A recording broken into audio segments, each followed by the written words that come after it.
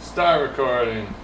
Start broadcasting. Wow. Oh my gosh, we're here on our 40th episode. Shanahanigans live. And it's so hot up here that we're playing the air conditioner. Yeah. Did you test to see if sound worked okay? Nope. With that? I'm hoping it's working fine. Yeah. How's it going, everyone? Welcome Let us know if this is too noisy, but we can't be up here at all without air conditioning. It's 34 degrees. Yeah, we just got in the house. Celsius here in Toronto. Yeah, that. It's hot. It's a hot day. You don't need to know that though out there. I can hear just fine since we're doing good. Excellent. So that machine will keep doing what it's doing and keeping us going so we don't Otherwise, melt. you just slowly start to see him like. Yeah, just bleh. sweating all over the show and just falling That's down. why I don't put pillows behind that No chair more. anymore. Because after every show, I pick it up and I'm just like, yeah. Yeah, great discussion. Welcome to the show. Katie's here. Hello. I'm here. What's going on? As I've been mentioning the past few episodes, if you're looking for older episodes of Shanahanigans Live, they're now being moved over to the new YouTube channel. It should be like YouTube/user/Shanahanigans Live or .live. I don't know, one of those. Just look up Shanahanigans Live on YouTube and you should find that. You'll get to see our older episodes. Sans advertisements. Ustream loves to shove ads in my mouth wherever it can. You won't see these ads anymore because it's on YouTube. Completely unedited. Totally take them out. Completely unedited. Unless your ad is still going, I'll wait for you to get out and I'll tell you that again. Hey, welcome back. If you just watched an advertisement, you can go to YouTube and watch a past episode without advertisements. That's right. So they make no money for no one. Stick it to them. No one wins. Take that, Ustream. We're here on our 40th episode. Look at that, 40. Ah, congratulations. I haven't done 40 of anything. Ever. Yeah. If shaggy hair isn't shaggy, then it isn't shaggy. This question comes up His once beard's a year. shaggy, though. Because I cut my hair once a year. And so Oh, do people ask that? Yeah, every single time. It's like no matter what. It's like, be it on YouTube or in life. People are like, oh, I'll call you Cuddy now. And I'm like, I've heard that. That doesn't sound good. It's not a good nickname for anyone. It's short, yes, it's summer, yes. It'll be back, don't worry, but the beard's still here. So enjoy it. He's still shaggy on the inside. What's cool? What is today's episode? This is a learning show, as I'd like to say. So let's take a look at what is Katie working on to do. Let's see what this camera's pointing first. Yeah. And switching the camera too. And there's art. Here, let's see if we can organize this a bit better. Don't want to show my mosquito-bitten legs. All right. We're working on a commission. Says, do you want to meet my friend Cuddy? No. Never. No. Me. Which commission is this? This is one of the Indiegogo commissions for Devin McGraves. Devin? Yes. Devin, as you may know, was a supporter of the Silly Kingdom Indiegogo. Okay, I had actually nothing to follow that up with. I was like, Katie, come up with something. Who's Devin? Fine supporter. You remember, we were down to our last couple commissions, right? We're getting there. Because folks, commissions, they'd be business. They'd be time-consuming. Yeah. That tells you. It's been a very busy animation year for me, so... But we're getting there. Look at that. It's eating up all my drawing time. And as we like to tell all people who are going after their own Kickstarters, Indiegogos, we're like, commissions are nice, but they take a long time to do, so just be careful if you promise. Basically, if you promise very specific, individualized things, just be aware how much time is going to take. So, yeah. That's all I'm saying. Well, essentially when we did this, though, I wasn't working at the time, so I was like, no problem. It was like, hey, because if it's like, you draw good. I'm making a documentary about quilts. And everyone who donates over 40 gets a personal-made quilt of their face. Mm-hmm. And at the time, you might be thinking, like, oh, this is awesome. But then you realize you got to make a quilt of everyone's face. Well, it's kind of like that thing where it's like when you get to a certain, I guess, level with drawing, it's like, oh, now you're hireable at a company. But because they like what they've seen that you made, but now that you work for them, you have no time to do anything that's else. the thing, yeah. It's like, I can't create the next thing, so it's like we're going to figure out exactly how many hours you have energy and creativity and just take them all. That's it's studio life. It's but no, you can find pockets of creativity no matter what you do. Like we've talked in the past past jobs I had. I used to draw on sticky notes, and there you go. That was fun. That was creative. My outlet. Yeah. And I'm finally hitting my stride with this project, which is cool. There you go. Nice. Yeah, I had a really good storyboard pitch today. Which we can't tell you about. I can't tell you, but it went all well. Secrets. So that always... All you can know is it's a good thing that happens. Yeah. Speaking of good things, I bought ice cream sandwiches to celebrate, because I always buy something to Yeah, you celebrate do. each show. But then Katie texted me as I just bought ice cream sandwiches on this sweltering hot day that she's going to be home late. So I had to like hide in the shop with my ice cream sandwiches for an Aw. extra like 10, 20 minutes. It was miserable. I'm So I sorry. had to eat one. I'm sorry. I had no choice. They're going to melt Sorry. if I didn't. I couldn't ask them if I could put it back in the fridge temporarily. I guess that is kind of awkward. Yeah, it is awkward. Like, I just hold on to these for a little bit, guys. You know what I'm saying? And the contrast, the bad news. Wait, did I say bad news or good news? No, good news was ice cream sandwich. Bad news was they had to stay out. Aw. Worst news. But they're usually so hard and frozen. Oh yeah, they're pretty taut. They hold themselves up. Yeah. Worst news though was just randomly. Anyone here had braces? There you go. That's the word I'm looking for. Braces. What's up? Has anyone had braces before? Because sometimes after you get braces, like years later, Yeah. you keep in these things like a gate or retainer, whatever it's Uh-oh. called. So I have like this inner on the inside. That's why my smile is so dashing. I have this inner retainer thing that just is always there forever with this magic forever glue kind of thing. So that's still there. I don't wear braces no more. And this lastly, the thing is, if you've ever had the inner gate, it is a pain. It is a pain to floss because basically it just means you can't go all the way through. You got to get this. They give you this blue like To get fishing under your teeth. weave thing that you like put the floss in, and you go through and out, and you go haha fun. And so I must admit I don't floss the bottom teeth that often because it's just so cumbersome to do that. When you're dead tired, you're like out,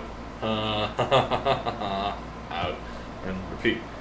So I decided like after all these years, I'm like, you know what, I should floss my bottom teeth. So I just popped the floss in, start flossing, and then the gate just pops off my tooth. Oh. Like it didn't hurt or nothing. It was just I went like this and went, Wow. and like the metal bar just went. Boing. So is it still like?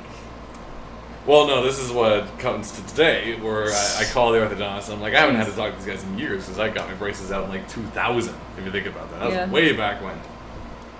And it's just like, yeah, it's out. I just need it re-glued. So $100 later. Come on. And it this shouldn't have popped out in the first place. Well, no, nothing lasts forever. But it's just one of those things I didn't need right now to have to like do. It's like, it's like because they're like, well, it's gonna be like 3 something to replace the whole thing, or we can just like put the original one back in. I'm like, okay, just glue it in. I don't care. It's Sorry, cheapest. it was $300 for a new one. Yeah, if I Is want it- a new bar. But like they I said, don't- my bar was still actually really good. It's just the glue broke. I don't get how things are charged sometimes. Like, I went to the dentist with Jerry, and I had X-ray, all the works, and for some reason his appointment ended up being like almost $100 more expensive than mine. We couldn't figure out what it was, and someone said it was by time. Oh, So really? it's like if you have a chatty person who's not nice enough to pause it, it's like suddenly you're telling your life story and Yeah, don't talk back. just go. So- Okay, go. Our 2 dental tips today is 1, don't floss, and 2, don't talk to your dentist because they'll charge you for it. So just ignore them, even if they ask you if you floss. Just like, Just go. just do it. We'll talk after. Love to meet you. We'll talk after I pay. Coming back, we got TV today saying, "Hey Katie, does it take you longer to thumbnail pencil a comic page or to ink color it? I've heard this show is educational, so I thought, hey, we're talking about dental work, damn it, in this art show. Fine. Since it's episode 40, let's just go back to camera 2. I definitely say penciling. Penciling takes a lot longer because that's where you're coming up with the idea and the composition, and you're figuring out the posing and the acting and the expression. And I mean, thumbnail, I guess thumbnail's pretty quick because you can whip through so many of them because it's like this didn't work, this didn't work, this didn't work. And then penciling usually takes a lot longer because it's like, oh, this worked in the thumbnail. Why isn't it working in a pencil now? Oh, this character can't fit into this thing I made. So there's a lot of struggle there. Once you get that worked out, the ink and color is kind of a breeze. I mean, I do think it's quicker at this point just because I'm so used to inking. I can go pretty quickly at it. If you haven't worked with a particular medium, you might go a bit slower with it because you don't want to mess up your pencils. But I mean, generally, the cleanup is fairly quick, and it's especially a lot easier on the mind too because you get to just zen out and do it. So for me, yeah, definitely thumbnails and pencils. And I think for most people are the quickest, except for those people that just ink right on the page and that's their Who final does that? master crazy. Like, they look at this white blank slate. Well, they're doing the underdrawing in their head, essentially. Those guys are like John Locke from Yeah. Lost. Because he did say that line where he's, like, staring at the hatch. And Boone is like, "What's up, old man? Are we going to dig?" And he goes... I don't know who he references. I thought Galileo, but I think it's the wrong name. He's like, one of those artist guys. Leonardo. Yeah, that guy. So Leonardo would look at a block and... Michelangelo, all the Ninja Turtles, would look at a block, whatever that art stuff is. Granite. Educational show. Granite. And he'd stare at it for like 3 days, and then like the Pope would be like, "Who's what are you this stoner?" doing? This is John Locke. Like, He goes, "Hey, Boone, listen up." "Hey, Boone." He would stare at a block for like a day, and one of his assistants would be like, "What are you doing, Leonardo, Michelangelo, one of you guys?" And he says, "I'm drawing." Wait. But the point is, he'd stare at the block and picture what he was going to chisel out of it. And that was like the first step. Art is like So you're saying you got an a artist lot of who's visualization. stares at a white sheet of paper and then just puts final ink. He's like, "Good, done." I think yeah, some people do. Yeah. Especially if your drawings are maybe not super complex. I mean, some people do it complex, but you know, you picture what you're going to draw. If you're really good at visualizing, and you know, imagination, art, brain is a muscle, and it's something you need to work at. And I'm not super great at it, but you should be able to kind of like see what you're gonna draw. See, I doodle a lot. I just try and figure it out. I'm like the person when I draw. It's almost like Sculpey. It's like, did this? No, that didn't work. Did this? Okay, no. And then okay, there we go. Some people, it's like, you know, you look at the granite, the marble slab, you just chink, and then just and that's your drawing. It just comes out. And that takes a lot of practice. See, like, I'm amazing at seeing what I want to draw. I just can't draw. Mm-hmm. I see amazing things. I could be the next best artist. Well, that's where it's not just visualization. It's also. I've seen some great animated movies. I've watched the best Pixar movie ever made in my brain. made by you. Oh, the hair physics are so good in it. This movie I've seen in my mind. Don't worry, we'll talk about Brave because actually, as we I said, came up with a good thing for that too, like a Brave? question about it. I came About up with Brave? today. Yeah. Ooh, that we alright. can Save have that for a bit. Spoilers. And Oh yeah, if you guys joined us last week or watched the, we got Greg Sup? from Welcome to our 40th episode. If you guys joined us last week on our episode, spoiler warning, this thing came up quite a bit, and we didn't actually get to talking about Brave, which we really wanted to. We have good things, we have meh things, we have things to talk about. Yeah. But because this is a learning show, so we like to talk about story and what we like. And you may be like, oh, you all you do is yell.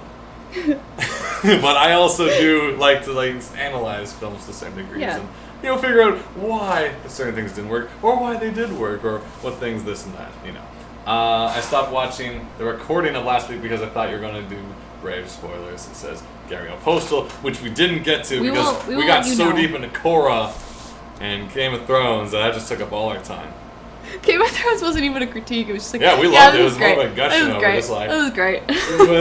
My only critique of Game of Thrones is how awful and irritating both Snow and Khaleesi are, and they should have their own sitcom, where it's just them two complaining about stuff, and then the neighbor comes over, and she's like, "Do you have my dragons?" and he's like, "I want honor." And I'm like, "I hate you both." Aww. Don't worry, watch last week, but we're done with that. We're not talking about Korra, so if you just finished watching it, we're not going to speak of it. That was all last week. We just said we core it out, Got to the core of it all. More puns. It takes 40 episodes to get to this point. I'm watching Korra this week, and I just finished Avatar yesterday. Says Endless Skies. Will you have? Well done. That would be how long would that be to watch all of Korra in one day? You could. Yeah. It's only 12 episodes, and they're are they half hour? Or are they 24 minutes each? Or are they longer? I was talking about this with Heather actually. I'm just gonna no spoilers. I'm just gonna quickly say some people's complaints about the show is they felt I think it moved really fast. Yes. And I think if you watch 12 episodes in a row, especially maybe it moves really fast. But it's I didn't see it in a row. I saw no, weekly. but because we most people would wait weekly. It's you forget what happened, and then it builds up, and then even then I think maybe Oh, some you people mean thought it was if a you little sat rushed. down But and some watched people all? it's like a day. Everything happens in if you're sitting It down does feel like marathoning it, that. because it's like cliffhanger, and now we're gonna pick up where that left off, and then cliffhanger, and then we'll pick up where that left off. Well, So it's just yeah. like one ridiculous day. I guess, yeah, it's like 24 or something like that. Like, if you think about it, they started their sports game, like, episode 2, and they finished it, like, 5, so it's like, the finals! I'm like, isn't it, like, a good long season, or is this Quidditch, where there's only 4 houses, and they're like, well, that's the season. Yeah. Who wants to go to the pub? You know, because there's, like, nothing else, you know, it was really quick. Yeah. I don't know. I still felt it was quick, even though I watched it week by week, because it was just like, they're just rushing to get to the end. I'm like, dude, there's so much more you guys can do. And then there's the final battle. I'm like, there's no precedent for the final battle yet. Why are you announcing it? And it's like, no, it's the final battle. Well, we're not going to spoil anything, but Yeah. like, I do think it was like, you don't know if you have a second season, so it's like you get 12 episodes. It was supposed to be like a one-off. A half which season. weirds me out, because I assume everyone enjoyed Avatar, and it could warrant to have more episodes. It's not like was Nickelodeon like, well, we got to fill the gap between the season of Dora and SpongeBob, so we'll give you 12 weeks to fill, and then on to something else. It's tricky TV, Maybe. like even with a sure thing, I guess, yeah, everything is. they're like, oh, don't know. Well, ladies, perhaps, we're like, doing for all I this." know, perhaps Avatar did better fandom than it did TV numbers, because that's how everything goes these days anyway, where it's Yeah. like, everything has a stronger following than it does the actual numbers to represent the following. Mm-hmm. You know, like, everyone loves this show, its critics agree and everything, but it's like, well, we didn't get the ad revenue from it, so it's not Well, happening. yeah, that's like all those shows that get canceled and people are outraged. Yeah, but- and they're like, it's so popular. Like, with this eclectic crowd, it sure is. Yeah, But or with unfortunately, downloads. not everyone is watching it. We got Gary Post saying, I really don't mind filler episodes.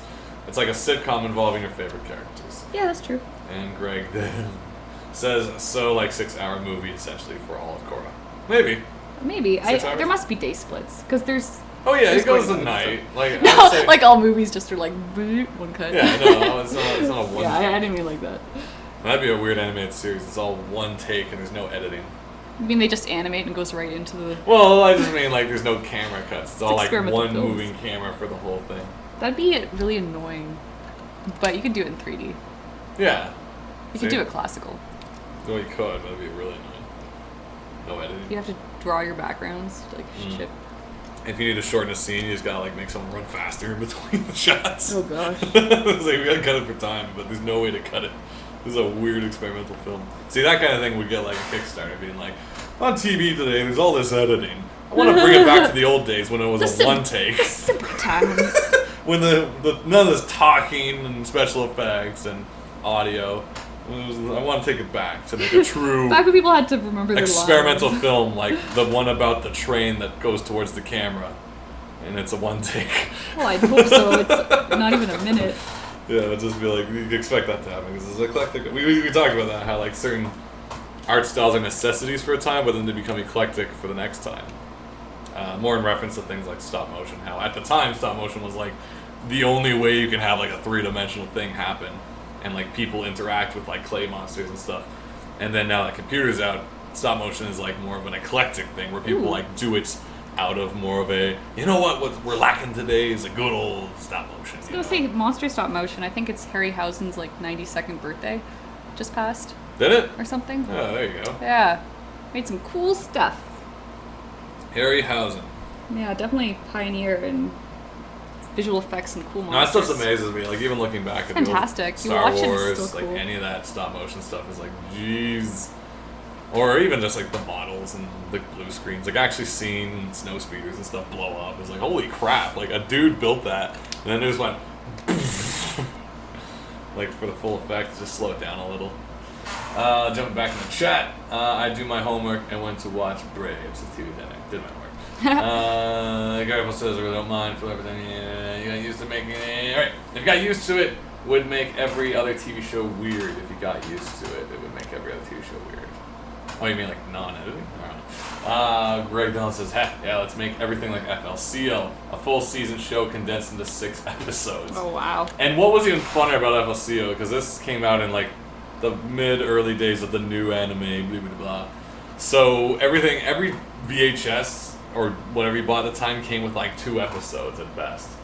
And then they started making DVDs, but like they didn't really change that model. So like Pioneer and Trigun had like 3 episodes. Remember of this we got whatever. Tenchi and it was like 1 episode or Yeah, something? back in the old days. This is the early days of like Central Park Media and US Manga, and Pioneer was like actually a company. They didn't become Genyon and they didn't collapse and whatever. So, you know, you get the Tenchi OAV series and it's 1 episode per VHS. And those things weren't cheap either. Yeah, there's like $40 for this import. It wasn't even import, it was translated, it was subtitled and everything. It was official. And then like halfway through the series they added 2 episodes and you're like, oh my god. I know, that was a special tape. Like the thing was like we watched all these single episode animes that it was we could jump over to Katie Campbell's app and show us some art. Here, let me just see if I can get art. this a little bit closer. Wait, don't move it yet. Don't Like I- freeze. Oh, episode 40. Wait, it's okay. Okay. Oh, Wait. you good? I'm just adjusting the camera. I need to see where it's at. Okay. We're gonna go back. It's probably gonna freeze again, so watch out. I'll go gently. Oh. There you go. I think it froze. Is it frozen? Yeah, Oh your my God. elbow's shaking and I don't see your Yeah. elbow moving. We're having a little trouble with camera 2 because we did do the it. audacity of moving it. Let's try it again. Boot up. Yeah, okay, all that's a right. bit better. Camera 2. So back in the old days, you watched like a single episode per VHS, and so that was a lot of the old companies. And then we started getting Ranma on VHS, and it'd have like next time on Ranma this and this happens. Like, oh, I can't wait. And we're about to turn off the VHS. But then it starts up another episode. I know, You're like, like, oh my what? god, there's 2 episodes That on totally this VHS. threw us now That's that I remember amazing. it.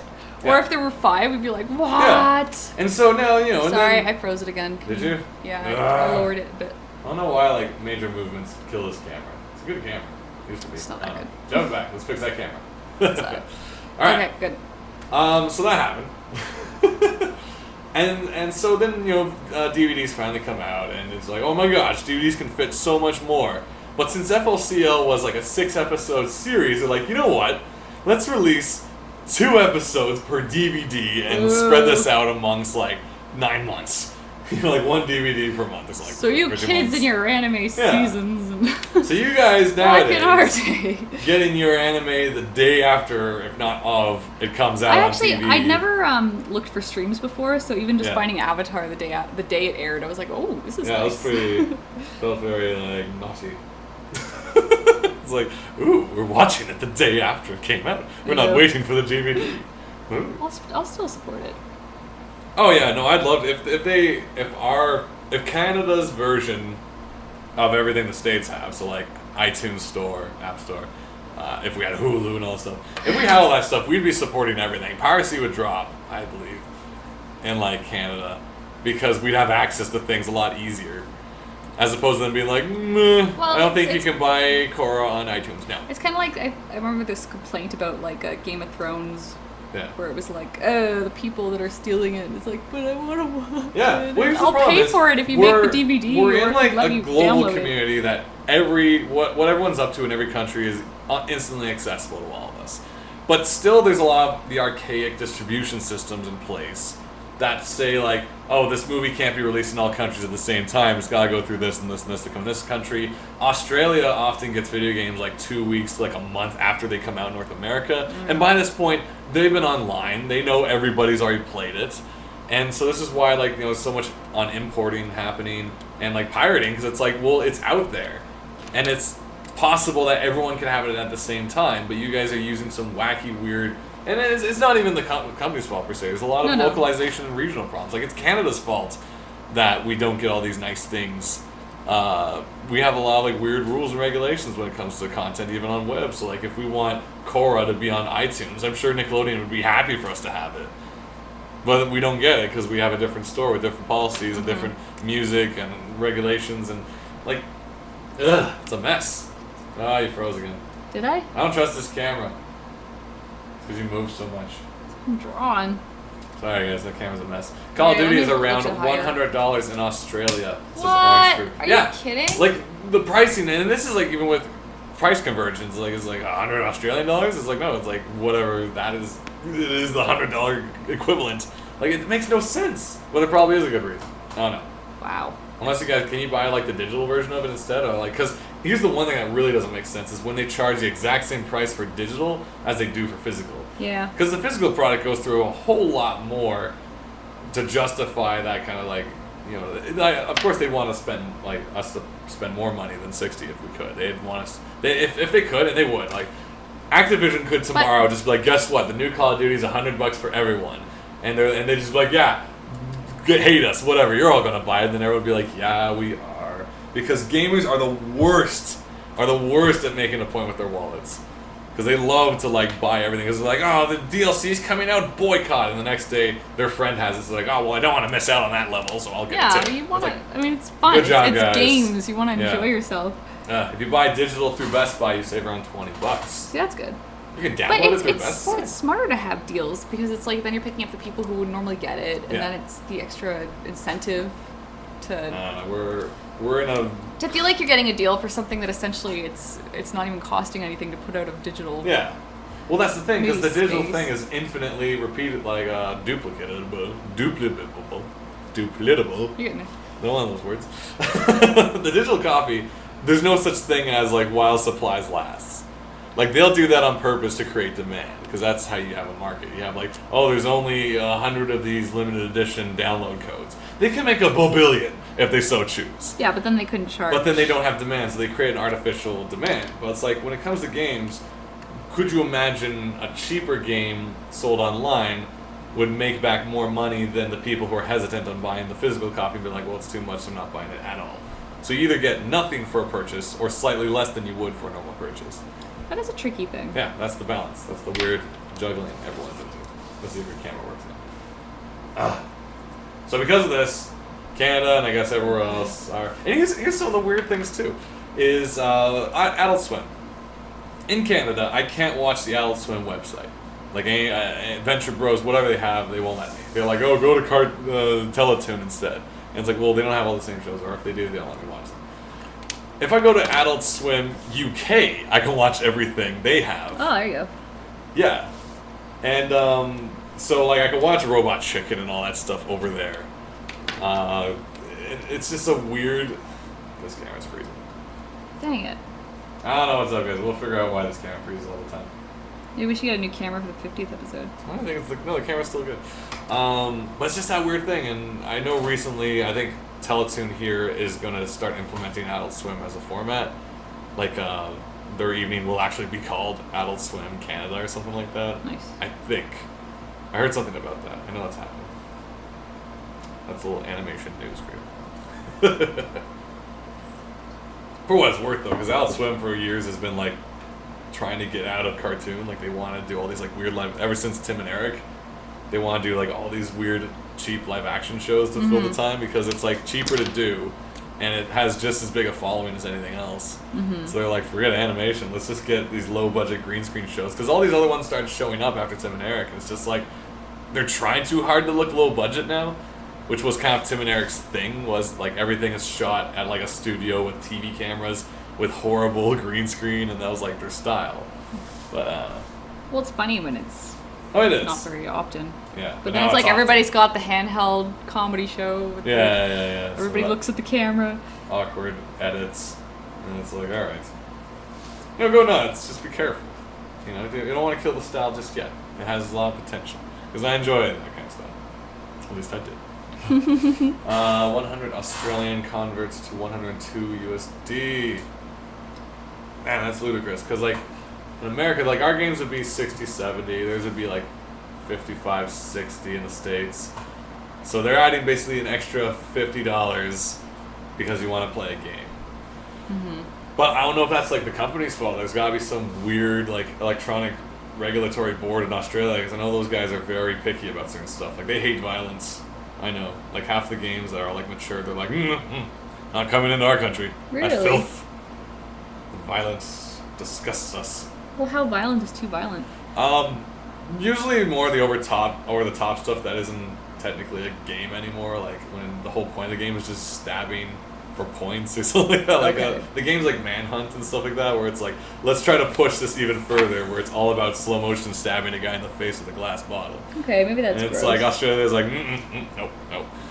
And I'm I guess I didn't play it, so I can't say. I don't know.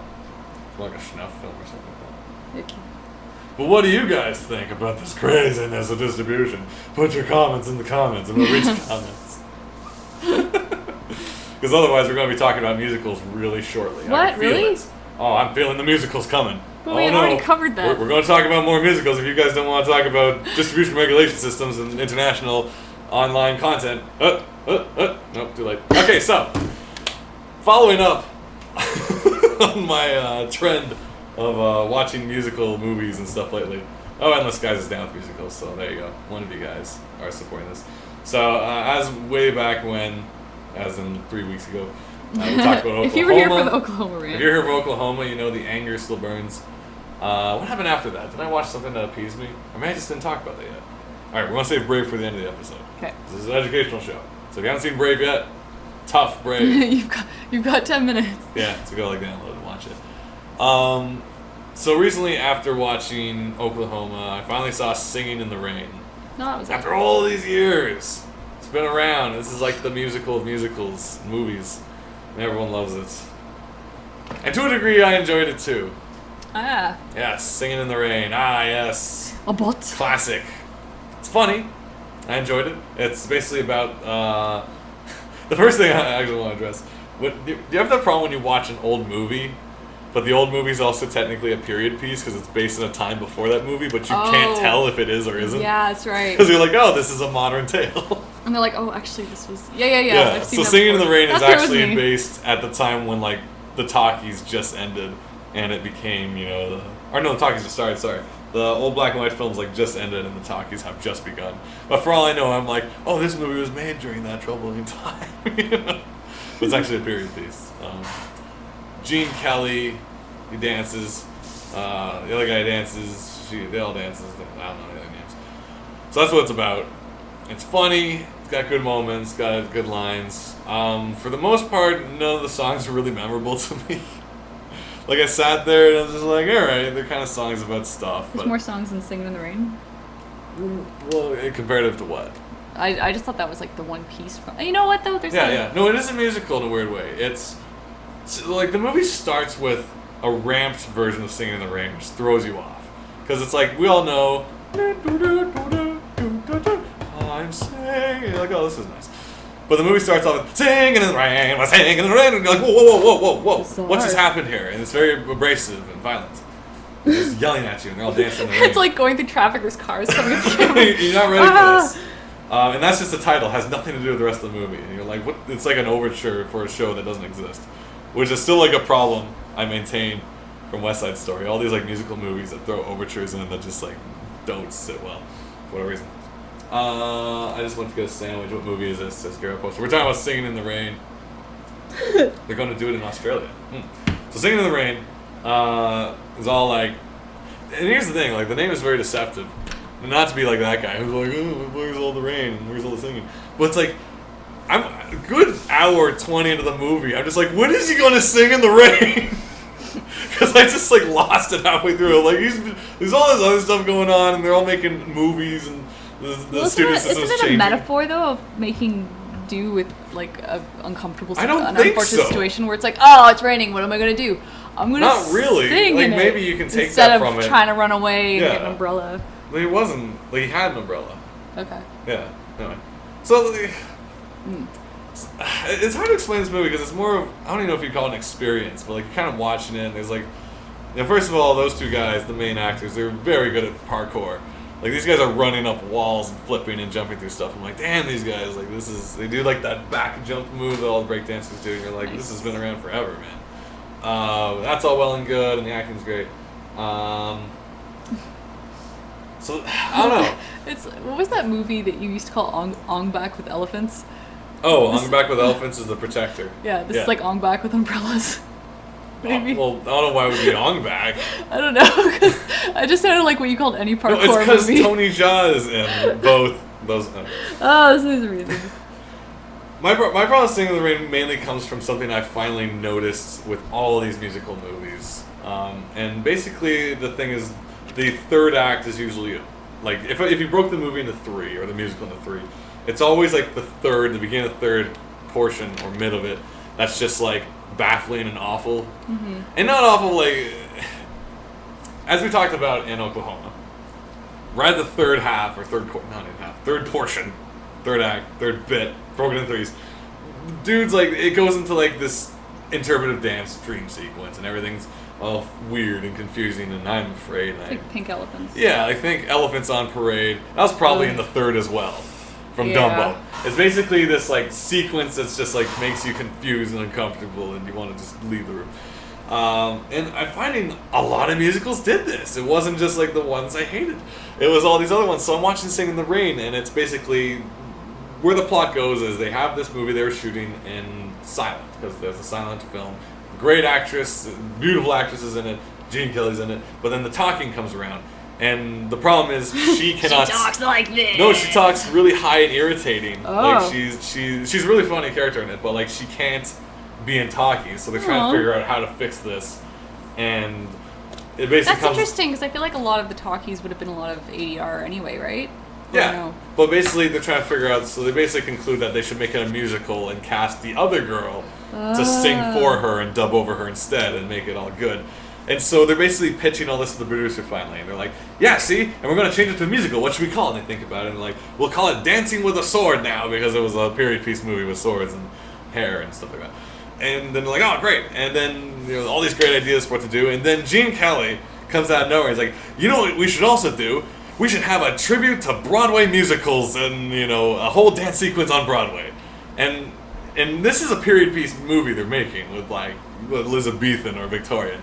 And then it goes into his mind to see what the hell he's smoking and talking about. And it's like this whole other story shows up all of a sudden where it's him on stage walking around with a briefcase and glasses being like, "I'm on Broadway, this is amazing." And it's a big dance number, it's a showstopper. And then he gets into a pub and someone steals his coat and there's a seductive girl who he puts his hat on her shoe. And then they have a seductive dance. And then time goes by and he ends up in another club. And then they have, in the third portion of this dance, almost like the musical overall, having in the third there's an interpretive dance. There's an interpretive dance within the interpretive dance in this smoky cloud ballet, which is instigated by them two seeing each other in the club after 20 years or something, and then they come back to the club and then back out, and he's back out on Broadway, and then some other guy comes by with his glasses and a suitcase being like, "God, I dance, I'm on Broadway," and then it comes back out finally 20 minutes later to the pitch room where they were originally talking about turning this sword fighting movie into a musical, and Gene Kelly's like, "What do you think?" And I swear to God, everyone's gonna be like, "What the hell are you talking about?" Cigarettes burned down to an ash. They're all just staring. Like the producer's just like, "All right, shut up for a second. I like the other guy's idea a lot better." But what? Well, they kind of like just brush it aside, like, "Yeah, great, okay. Let's let him do what he did." And I'm sitting there thinking, just like, why did this scene exist at all? And it kind of came down to being like, either it's in his contract where he's got to dance more like everywhere in the movie. Like, he's a great dancer, but this whole sequence was so out of place and inappropriate. Sometimes I think it's like you get a chance to make a movie and it's like, "Oh, here's this short story I've always wanted to do, but I can't fit it in here. I'll make it a dream sequence." Like, its existence felt very ego-based, where it's just like, "We gotta have a Broadway tribute in this movie, see?" And I'm like, it has nothing to do with Broadway. Because like the excuse he did was, "You know what? This is what we're going to do to tie it together. See? It's going to be set in Broadway, and then a sandbag falls on my head, see? And then I think I'm in the Victorian era, fighting with swords, see?" And that never happens, though. Like, even during his explanation, when they show it, no one gets hit with sandbags. When they finally show the finished movie to the audience in the theater, that scene doesn't show up at all. I think there was an actor who was in high demand, and it's like a part of your contract is any movie you're in, they have to somehow incorporate this experimental short film you made. Yeah. So all these movies are just having these random moments where it just goes to this bizarre short film. Greg says the real movie is watching the guy have a dream sequence. It's just awkward silence. It just sounds like a lot of levels. But once again, this only comes up at the last third, at the very beginning, like the last third of the movie. It's just like, "We're gonna do this, see? Hey, I got one better idea. Let's make a Broadway tribute." And then it's 20 minutes of dance, and then it comes back, it's like, "There we go," and they're like, "Sure, Gene Kelly, just go over there." Friggin' ignore it. And the movie ends, it's all great. So my theory kind of came down to, why does every musical have this show up in the third, this interpretive dance? Because even go to Grease, you got Beauty School Dropout, which is like that weirdo dream sequence, because it's not based in the reality. Every single musical has this weird tradition. And I came to this kind of conclusion that's like, when you go see like a band, I'm not saying like, the sing-song popular band. Like, you go to the club, like the jazz band, And on like the last song, each of them get a solo. Like the bass guy goes, everyone claps. Drummer goes, everyone claps. The flute is like, everyone claps. So everyone gets their due. I think in every musical, the dance choreographer is like, okay, in the third of this musical, we have to have an interpretive dance sequence. Because for God's sake, I am a dance choreographer. I need to express it. Yeah, I can see that. And I think that's why this happens in every single musical. Makes sense to me. That's my theory about musicals. And that'll hold up on an exam. Let's jump back to Katie before the camera freezes again. Hopefully not. My back is killing me. But if you have any qualms about musical numbers, be sure to post them in the comments and we'll talk about it. Yeah. This is coming along dandily. Merci. Tell us about your thoughts. Mostly I'm just listening to you talk when I draw. Okay.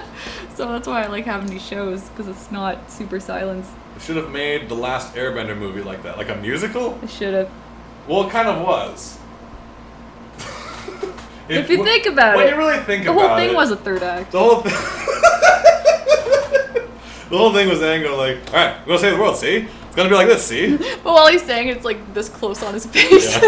They're gonna be like this, hey? That was my favorite framing. It was like, where are these characters? Yeah. Like this close on his head. Honestly, if none of you have seen the last Airbender movie, do yourself a favor. It's a actually treat. go see it. Treat yourself. Like get your favorite, get a bottle of Yoo-Hoo or whatever it is you guys drink wherever you are. Grab a packet of marshmallows or whatever is your sin. You know, have a copy of Sex and the City on the shelf in the back, because you're going to watch that later because it's your guilty pleasure. And pop in Last Airbender the movie, M. Night Shyamalan's Classic. his opus, whatever. Is there a riff tracks for it? I don't know, but you guys should probably make your own. Yeah, there might be. It's a movie worth watching just to analyze what is wrong. And it's not even like, don't even go off of like internet hate for being like, this is an Avatar, this is atrocity, this is like cramming the whole season into 2 hours. That's all true, but if you've seen the series, watch the movie to figure out how it got here. Because it all pretty much makes sense how they got to that conclusion. It's just unfortunate that that's the way they decided to do it. Because they took out all the fun. No one's laughing or having shenanigans. They removed all the fun in the movie. Like, Sokka... Like, I don't even know. So serious. He's the straight man of this tragic comedy. And it's just like, everything is so taken seriously. You know, study the casting and why it's just such an abomination. It's like, don't go off of what everyone's saying, or even what I'm saying, but just it's a movie with analyze no it. joy. And just try to understand. And like, the creators pretty much had no influence on it, unfortunately, by the sounds of it. Like, they could not because of whatever reason. I don't know. But like, even they've came out being like, polite, but they basically said we really had no control over it. Like, we made the series, invented all this lore in this world, blah blah blah. So be sure to. I've even seen just for general aesthetic alone, just the amount of detail that would go into backgrounds in the animated series. Just looking into various Asian cultures and just even language and everything written down there was very detailed, but it's like stuff is so simplified and bare bones down. I do have to say my favorite moment of the last Airbender movie, because they had to crush the whole first season into like nothing. So my favorite moment is, like in the animated series, they get to that camp that's full of like earthbenders who've lost their will to fight. No, this is the best. And in the episode, they basically spend the whole episode trying to like encourage these people like fight back against the firebenders, and like nothing comes of it. They're all arrested, and this and that happens, and everyone gets pushed to a limit. And then they fight back and they regain their passion, or whatever. The movie decides to squeeze this whole sequence into 2 sentences, where it's basically they show up at the camp with all these poor prison earthbenders who are earthbending for the fire people's good. And then, what's her name? Katara. Katara's just like, you guys should fight back. And the earthbenders are like, she's right. The Fire Nation people are like, oh shit. And the Fire Nation's like, oh no, they're fighting back. And I'm like, thank God Katara came there with her rousing speech. Yeah. To rally the troops, to learn what they had inside, to remember who they are. Well, what I remember too is it's like, and you're doing CG animation, so there's no excuse for this, but it's like, in the animation, of course, in the series, it's when you're bending, it's things are things are flowing with the movement. Especially she's a water bender, so things are moving as she moves it. Yeah. It's almost like it's random. in the movie. All the moves where don't she'll have be any doing this, correlation on anything. and then this water just goes like it doesn't make any sense. And my favorite scene again is the Earth Nation Rebellion, where it's like 10 guys like doing this interpretive dance, and then this like pulsar comes from off screen, just and it's just one rock, maybe the size of half a person. So I'm glad you guys worked together on this one. And then it's like you take that, and then maybe you cut to like Avatar: The Legend of Korra, where it's like, you know, ripping apart a barge with metal bending, and just insanity. It's just how could you not have any budget in your movie to make decent bending? There was good, like, there's a sequence near the end where Aang fights, and it's a one take, and it punches in and out, and that's actually really well done because he freezes a guy and he goes. I think I woke up at that point. Like they do, there's some good stuff, and honestly, I do actually like the ending of the movie better than the ending of the first season. I feel I remember the first that. season was very Deus Ex, Hand of God, being all like, you win now, good guys. Nah. While the movie was more of like a people's ending. It was rough. I don't really remember. It was harsh. Did the Fire Nation just Alright, give up? quick times. Did everyone see the first season of Avatar? And if you guys, if you don't respond, Spoilers time. We got one yup. We got two yeses. One more, we can speak. We got one no, that puts us down. We need one more. One more to get us. We need 3 versus 1. We got another yes. Alright, here we go. Okay, close your eyes for like turn the sound off for like 2 minutes. I'll put this sign down when we stop talking about it. Okay, so season 1 ends basically. Remember all this talk about like the moon bird or whatever, ice snake? Who cares?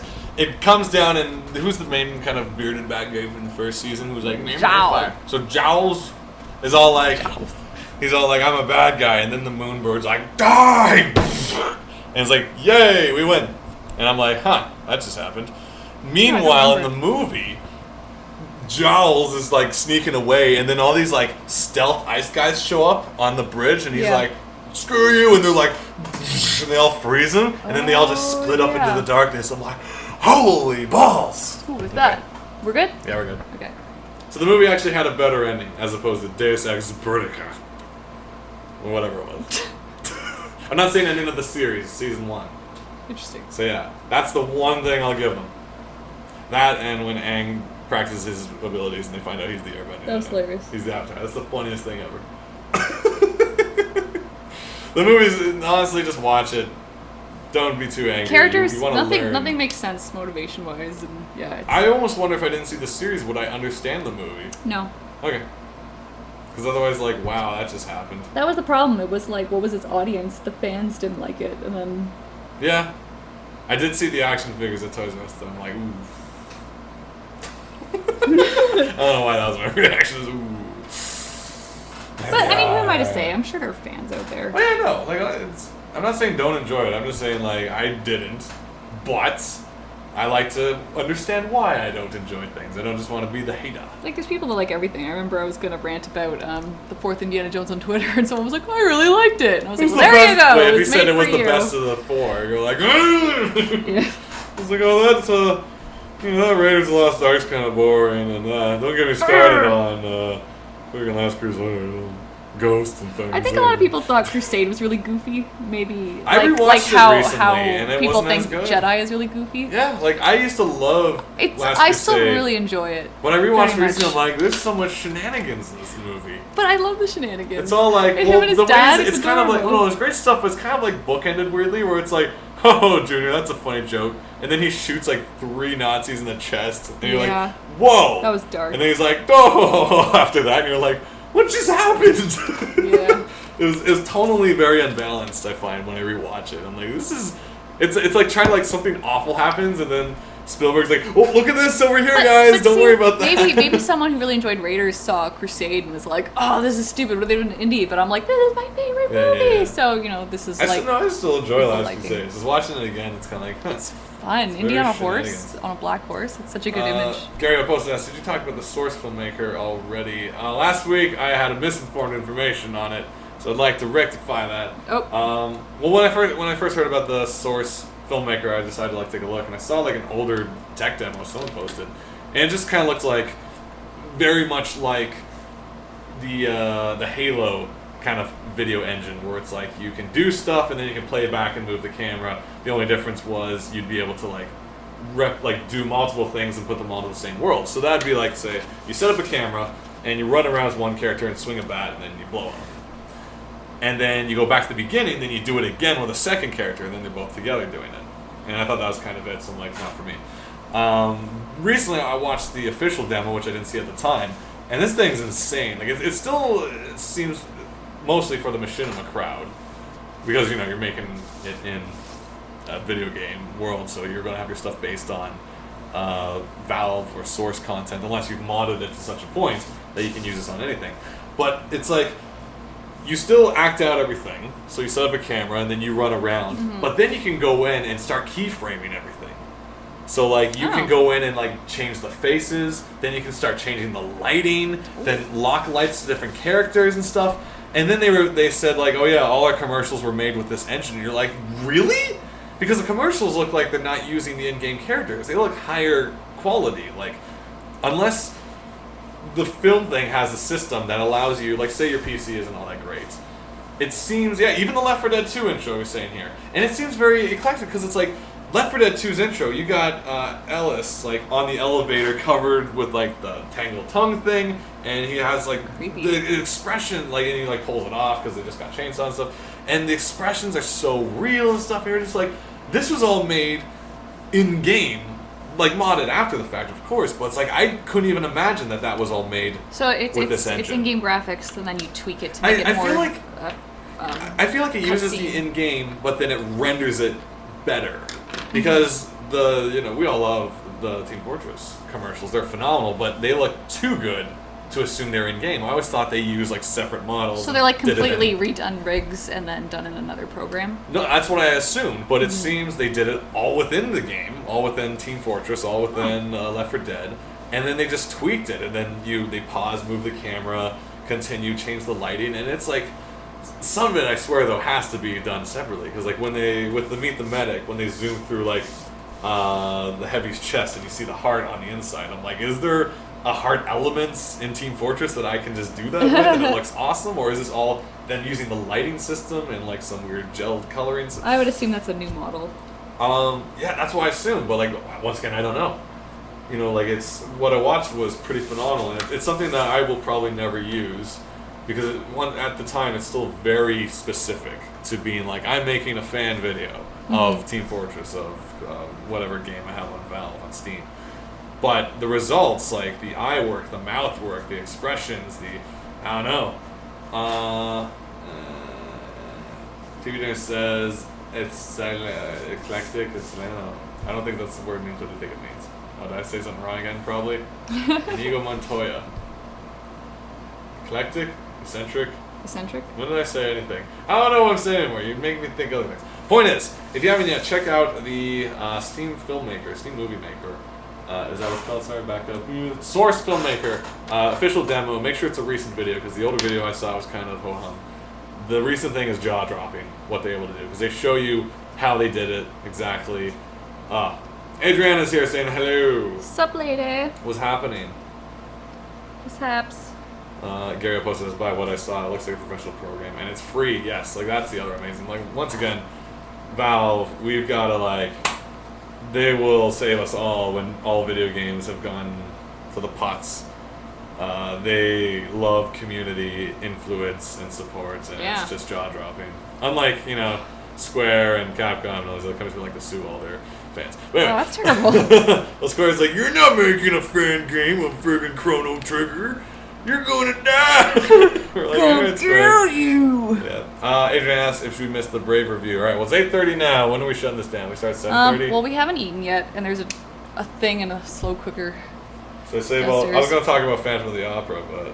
Oh, you watched Phantom! Yeah, I watched it. Isn't the Phantom the creepiest guy? Not because he kills people. He's hanging around with that Christine, and he's creepy. Yeah, it's kind of stalker character. So, we used to listen to, is it Michael Crawford, or who's the one who was like, Let your mind? Yeah. One of the original Broadway runs was by Michael Crawford. And then I grew up listening to this, and I don't even remember the musical itself. I just remember I used to listen to a lot of musicals when I was working on comics as a kid, and I think there's several points in Phantom where there's a scream, a shrill screech. Ah! Da da da da da. Phantom of the Opera. Yeah, because the chandelier drops. Or spoilers. But Yeah, then you come in at like 2 a.m, like, could you keep it down? But to be fair, no, it's not could you keep it down. It's Jesus Christ. That was the freakiest thing I heard half asleep. I don't need a screaming ballerina next door. That's different from can you keep it down? The music's too loud. No, it's you and your like if I was listening coat hangers in the closet next door, just the scraping. At weird hours, I wake up, I'm like, what's he doing in his closet? What's with all the scraping coat hangers? What are you doing there? Clothes. Why at 4 a.m? Are you organizing? Because my clothes are out of order. I gotta organize. But they were like church clothes. There were things you didn't even like wearing. I had to put them all in one rack because it's like I'm trying to save racks. All right. Exactly. So Phantom. You finally watch it. You finally know what's going on. on. Like I actually don't remember ever seeing it as a kid. I know I did. We saw a lot of musicals as kids. Yeah. We're very fortunate to enjoy the stage. No movies for us. Live performance. But like, I seem to recall Phantom being a more endearing figure. So when he's like, Christina, I love you, like you feel something from. Friggin' Gerard Butler is the biggest douchebag. What? Like nothing against him, but in this movie, he's a meanie bobini. He's a jerk. He's a creep. Mean. He's a weirdo. What the hell is he doing here? He doesn't belong here. You're doing songs, aren't you? She's running out the door with Raoul. Anyway, but the Phantom is like this guy who, like, first of all, when you break it down, you're like, okay, so her dad was this great violinist or something. He died, and he said, one of these days, Christine, gonna send you an angel of music. Watch over you. Yeah. She's like, sure thing, papa. And then creepy Bo Beepy here is all like, ooh, that's convenient. Hey, underage child. It is dark when you see he start like. I'm going to stalk you. I'm really freaky. Mm-hmm. Yeah, stuff like that. Okay. Yeah. No, you're not wrong. and like, you're totally right. I didn't catch these undertones even from listening, even from listening to the CDs and stuff. Because like I think Michael Crichton. I don't know. He sounds more endearing. Michael Crichton's the Jurassic Park writer. Yeah, Michael Crawford. Yeah. Sure. He's like more Weasley of all the. Well, because Gerard was more of a gruff Phantom. Yeah, but it's just like, man, that guy's rude. Hanging people. Yeah. Doesn't even ask. But it's just like, he's such a control freak too, because it's all like, there's a scene where she's like, oh hey Raoul, haven't seen you in a while, and he's like, let's go hang out at the pub afterwards. And she's like, oh maybe, and then like her door gets locked from the outside by someone, that lady, and then she goes to the mirror, and for some reason he has all these candles pre-lit and the gate is automatic because that's how he does things. And he has like a magic bed that's a goose. Yeah. He puts her in it, and he closes the curtains, but the curtains are see-through anyway, so I don't know what the point of the curtains are. Well, I don't know. I remember as a kid, it was like, my mom tells the story where it was like, when he comes back at the end, or you see the mask at the end, or the actor comes out after the stage, I was like, yay! Yeah. Like, for whatever reason, as a kid, I was really sympathetic. You felt sad for the Phantom when he was, and maybe that got to me too, like hearing the story from mom, being like, oh, and Katie was so sad for the Phantom when he said, Christine, I love you at the end. I'm just like, oh, this must be an enduring tale. And then I watch this movie, and I'm like, this guy's a dick. He's pretty dark, yeah. I'm like, he claims to own the opera house, and I thought in the original book he was like a construction worker who actually like built the opera house, or like that's why he knew all the inner workings. But the movie changed that, I think, and had this whole other like circus freak backstory. Yeah. So it's like he claims it's his opera, but he's just living in the basement, and like half the people who are still there were there way before him anyway. So he's an entitled prick. First of all, he's a control freak. He's very macabre, if that's the right word, and like pretending to be the ghost of her dad. Like, he may be a good vocal coach, like give him that.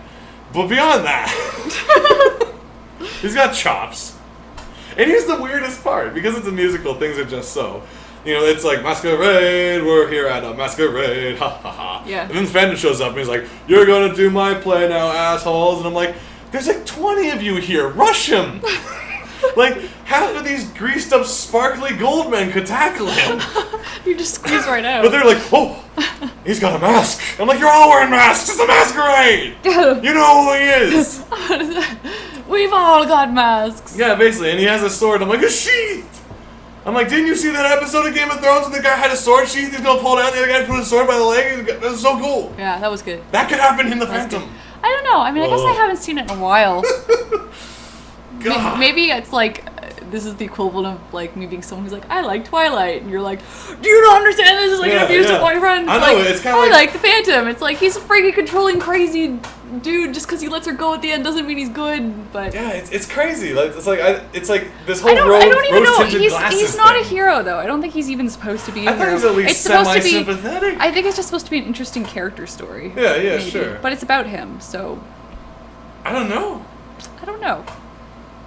Oh, what do you guys think? any musical? It's strange. I see it. I don't know if I'd see it differently now if I like went to the Pantages Theater and like watched live on stage the Phantom. Mm-hmm. He's creepy, not because of his face. He's just creepy. Mm-hmm. Look how he follows young girls. Like, oh, yeah. I like this. Yeah. And he has that like weird statue ghost near thing of Christine. Yeah, because she's very much manipulated by this. Yeah, it's unsettling. The worst of the worst is she goes to visit her old man's grave and she's like, wishing you a summer. Okay, that scene was awkward. It's so sad and nice. And then he comes out of the tomb like, guess who? You're like, oh, you dick. Not even that, but they've got her in a lot of cute outfits, and for whatever reason, and Annie Dawson is beautiful. She's singing a song about her dead father, and it's like her dress is like down to like it's really cut off, and it's pushed up, and it's just like at these high angles. I'm like, this really is like, awkward because this song is just a very sad song. Just I'm wishing you were somehow here again, and it's just like she's all in black except for like boobs, and so it's even more focused because you're looking right there. And it's winter, for God's sake, put those away. I know. What's wrong with you? You're gonna catch a cold. This is not the time. Those come out in the like, summer. that's one thing, like, the voice of her father is just like, damn it, gotta get a cold out here! What are they doing, Scottish? Yes. Beautiful violinist. Horrible singer. Listen to me, song! Gonna send an angel of music to you! Put no sense in you, girl! Menadoth! Nice segue. Anyway, okay, guys, we're gonna... What time is it? In 2 minutes. Get Brave, because in 2 minutes we're gonna talk about Brave. Yeah, so if you have not seen Brave yet... Your poster says, I know it's old, but watch Monsters in Paris recently. Oh, I seen... Wait, Monsters in Paris. Monster in Paris. Oh, yeah. I thought it was I thought it was sweet. I thought it was very sweet. I love the character designs. I love the art design. I thought was gorgeous. It was one of those movies where I was like, every cent you can see it up there. I know that the voice of the monster in English is like John Lennon's son. Oh yeah. That I mean, and good on him, for sure. But I mean, there's this beauty in the French monster's voice. That you can watch it French.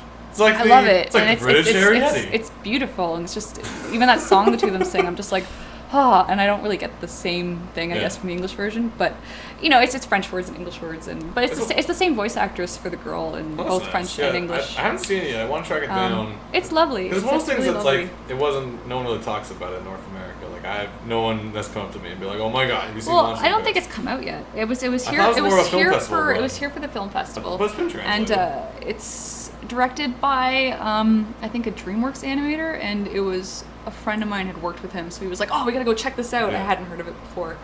I think the designs were cool. I love the monster design. Does it feel like something that would be, because here's the main issue again, name any animation that's actually meant for an older audience in North America. I feel France has some of the better bets. Well, yeah, that's like it. I feel France has some of the better chances of making an animated movie that's not like, all right, this is going to target the Alvin and the Chipmunks crowd or the Pixar crowd or the DreamWorks crowd. It's like, and this is why I'm so disheveled. Oh yeah, like have you seen The Illusionist?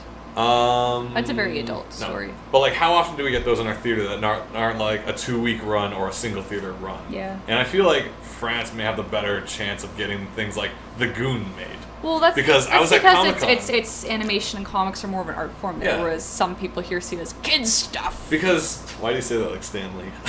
Oh, did I? Kids stuff. He's making comics. These cartoon games. No. Because like I saw the demo for The Goon as an animated movie, like a concept, and it looked phenomenal. Like I've only read like the first trade, but like I'm like, yes, I want this, an animated comic-based movie that's not for the kids, but it just cannot find funding.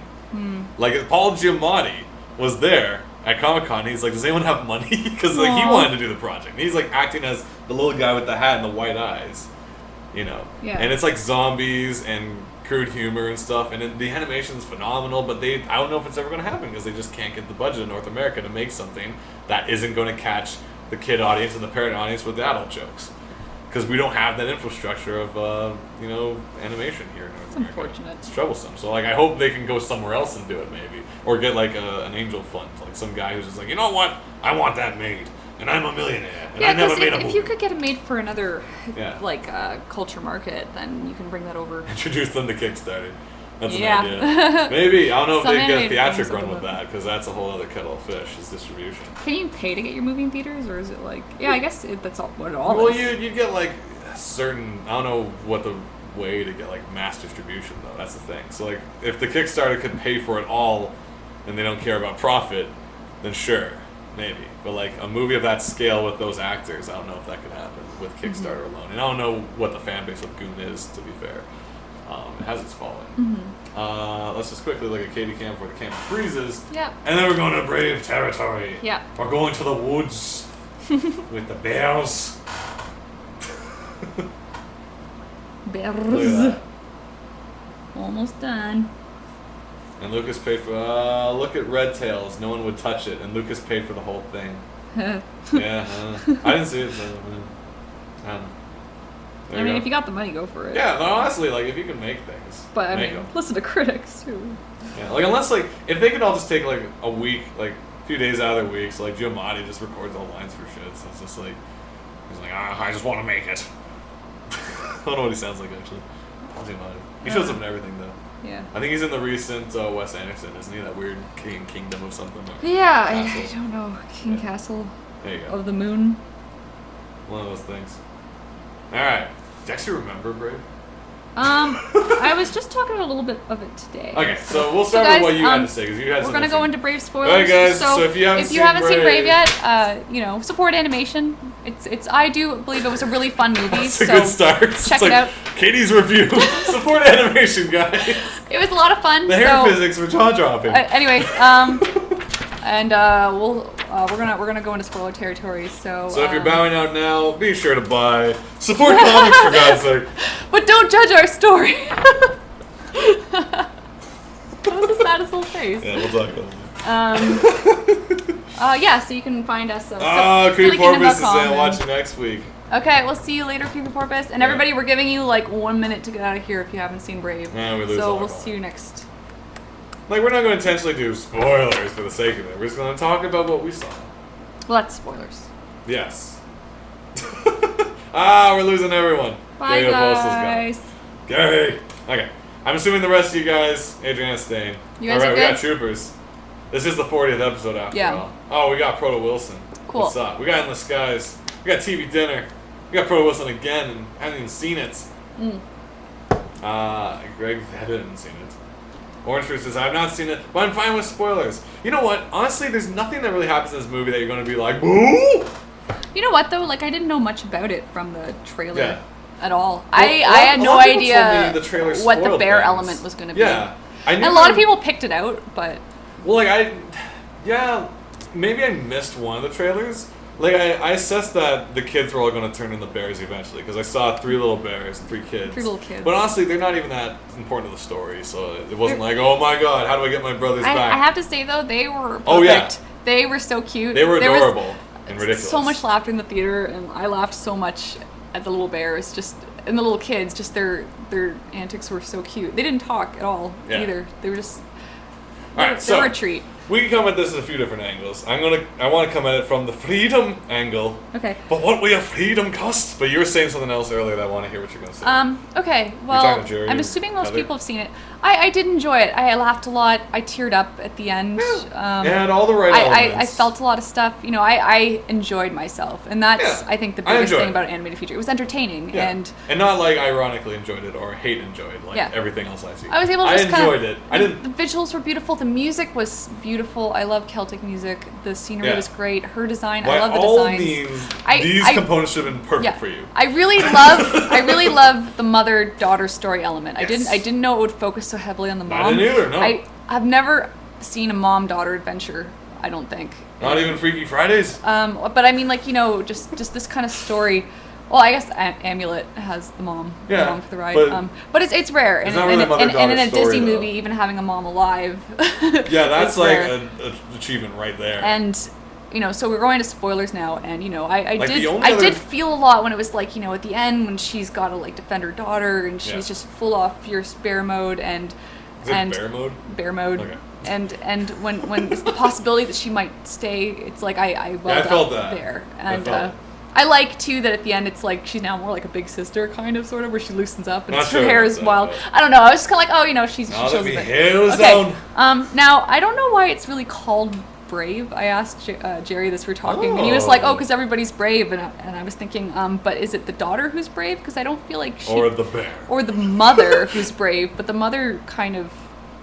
There was something that Jerry said, it was kind of like, if you're offered a chance to fight or run, if you choose to fight, that's bravery, instead of being in a situation you have no other choice but to do it. So it's like the mom's like fumbling, she's stuck in this stuff, she can't help it, and when she sees her daughter is going to be attacked by the bear, it's like her own love gives her no choice but to have to fight it. She And brawled. that actually, That was I do hardcore. think that's super brave. That was super awesome. It's like the mom was the brave. I yeah, think she'd be the about brave it. one because it's like, but if Mom she's was going on to be the cover. brave one, it's like she wasn't ever really portrayed as like a scaredy cat or a coward. It's her only fault was that she was very rigid, and her daughter's in tradition, which was going to keep the kingdom together, and which was what she did. She was married off at a young age. That's just how it was done.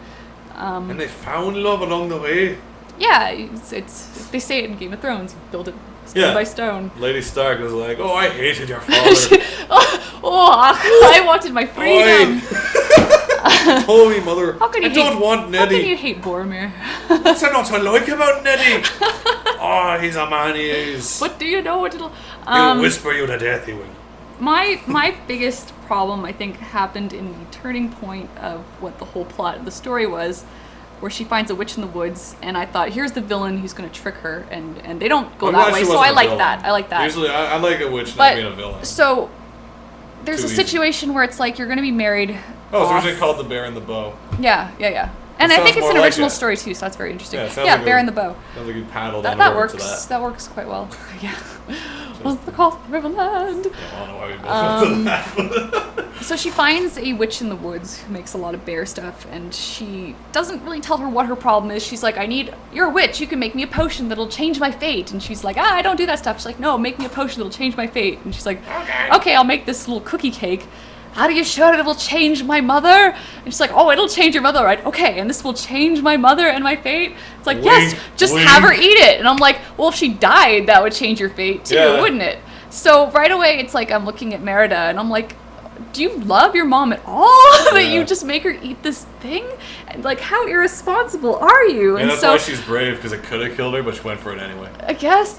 So right away, it's kind of like my sympathy of her kind of drops a little bit. But I mean, again, it's like maybe we're dealing in more of a magical world where that stuff happens and it's common, but it's like you don't even know what this is, what it'll do.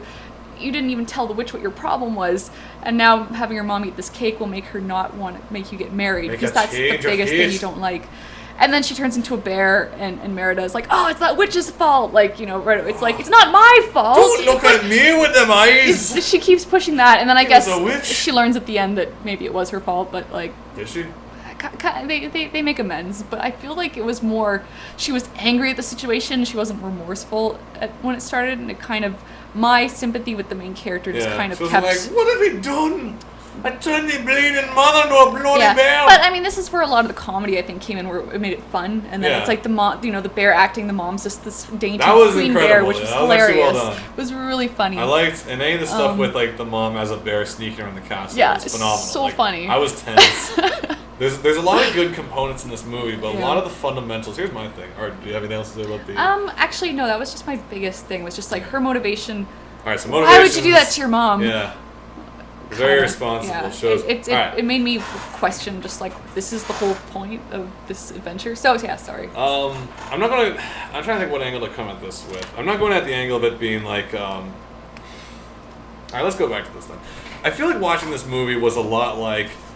They expected you to already seen a bunch of movies like this already to get what's going on. Because basically, what I sat down after a while thinking about it, all Meredith is like, I want me freedom! And they're like, what will your freedom cost you? I'm like, all right, well, right now, she's running around and climbing mountains and being pretty wild at Gun Food and stuff like that. Like, I know she pointed out, this is the one day I get to be wild. Which, on her own, she's pretty much running around and doing stuff. And they kind of just kept throwing this word freedom around. meaning more than I think they really bothered to tell us. Mm-hmm. Like, the audience is supposed to know freedom is everything I want and it's amazing. And it's like, basically all she wanted, like, at the core of it all was not to marry a dude right now and just kind of go against because then tradition.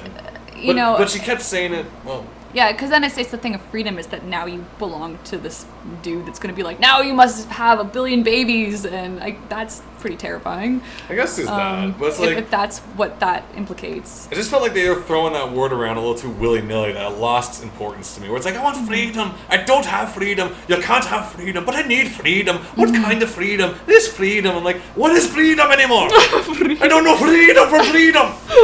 And it's just everyone wants a freedom. I'm like, alright. But if you think about it too, like I was explaining this, even you look at Game of Thrones, it's the same kind of, well, any kind of medieval marrying off of a princess. Yeah. You're sent away from your home to live in some strange castle with strange people. It was more of you might get a couple handmaidens, but essentially it's like, bye! And however you were used to life being, it's very different here because you're a stranger in a new place, like, and your whole point is, if it's, again, like a society that's very patriarchal, it's just to make sons and daughters, but mostly sons for the manga by Karo Mori, the one who did the main one. It's the one with the silk merchants. That one's a fascinating story. I highly... Was it something wife? Oh, the Bride's Story, the Bride's Tale. A Bride's Tale. A Bride's Tale. There's this manga out there, a phenomenal, excellent manga that's kind of all about this, like marrying off people, sons and daughters, as a system of like merging families and properties and stuff. It's never necessarily like if you get love in the middle of it, then good on you got that. But for the most part, it's all this deals and stuff like that, and you can see that this is how their land has run for hundreds of years. Yeah. So this movie feels like it's supposed to be that progressive film that goes against all this stuff in the same sense that we've already seen all these movies, because it was so simply resolved, where it's like, Meredith, do the speech. And then she's just like, we should this is happening love now? who we love. And then everyone's like... And then all the rules are out the window. I'm like, that was rather easy. Yeah. All it took was her just being like, well, I choose who I love, and everyone does. And they're all like, what a girl. Why didn't we see that? And I'm just like, I feel like all these are the elements of a movie that... is about, your freedom and being who you are, but it's like, it feels so much like it was so thrown in so easily that we're all just supposed to be like, oh yeah, this is the part where she gets freedom, and oh, that's the part where she wants freedom, and oh, that's the part where they all decide to love who we love. Okay, gotcha. It wasn't, none of it was like, oh, what a rousing moment, she finally came into her own. Like, there wasn't any of that. It was all very, I don't want to say cookie cutter per se, but it was just very easy. It felt like, all the dudes of the kingdom were just these goofy, doofy dudes anyway, that it was like, yeah, you could probably run a circle around them and they wouldn't notice you're gone. Yeah. She can get her freedom, so she can jump on a boat and get her freedom if she wanted that. Like, she climbed mountains, for God's sake. I doubt half of them could. Yeah, exactly. And so she's fun and great for that, but it's just like, Greg said it did feel that it had all the elements of a great movie, but just didn't quite fit. Yeah, it felt like there was something... Adriana saying the stakes weren't high enough. She didn't really earn it. Yeah. Yeah. And TV Dinner didn't like the gag with the answering machine and the witch. Oh, yeah. That was with the potions. Yeah. Well, here's the other thing. I got the impression that a lot of critics were kind of like, not passing off the movie per se, but being like, oh, what can you expect from a kid's movie? And it's weird because no one really says that for Pixar. But I think one of the reasons this movie gets that kind of like, well, it's just a kid's movie, it's very slapstick compared to all other Pixar. You know what? I think the way it's made is the stakes aren't very high. The plot, the premise is fairly simple. It's got, once again, the mother-daughter stuff is great. Like, I really love the mother-daughter stuff. The stakes aren't high, and everyone is falling down for comedic reasons every 2 minutes. There's also a B plot. There's a lot of falling down humor. There's a B plot of the bear curse with the king whose kingdom... That I was interested. Yeah, I forgot about that for a second. I was so curious about that. Yeah. Even though she was like, wait a minute, 1, 2, 3... This is... sons! What's his name? The one who took this her is the father's Bear's Cave! To remind us of the story we just heard. Yeah. Even though the statue is all like one piece and she had to count them each. Yeah. But like, I feel like it's going to get this rap of just being like, it wasn't terrible, but what can you expect from a kid's film? Because it was just like, it was very simple. It was simple. And that's not a bad thing per se. Yeah. I think I enjoyed myself again. It's just, it wasn't what I guess I'd come to expect from a Pixar movie, where it's like... Because, like, Incredibles is one of my favorite. I love... It is my top again, Pixar. it's also a very mature kind of theme where it's like... No, just yeah, the it is. theme It's of a dealing father with just who just being doesn't out want of to your deal with glory his days. family right now. Like that's something Disney in movies have always been dad knows best and family man and I'm late for the baseball game. This is a man who's like, I don't want to deal with these people right now. I want who I once was, and I gave it all up for this family. And can I be selfish for a day? What kids movie does that? You know? And so Incredibles, I love, and for so many reasons, like the writing, animation, characters, design. The stakes are high. It's exciting. It's character motivations. It's not even the stakes aren't even really losing my family's lives, like because like people being in danger usually swing and catch their hand at the last minute. I'm not afraid. Him ruining his family due to his own wants is a very real thing. And I can't even, like, we talked about being Elmo and stuff. After all this stuff, people choosing, like, their passions and their careers over family stuff, Mr. Incredible is in a very real predicament. And it makes it a fascinating movie because of that. And the fact that they can get away with it as a goofy kind of superhero action flick. I think it helps that it's got, like, a happy end where it's like... what he did, I guess, would be wrong because he's dragging his family into this dangerous situation. When he realized he just got his whole family killed, gosh. You feel miserable for him.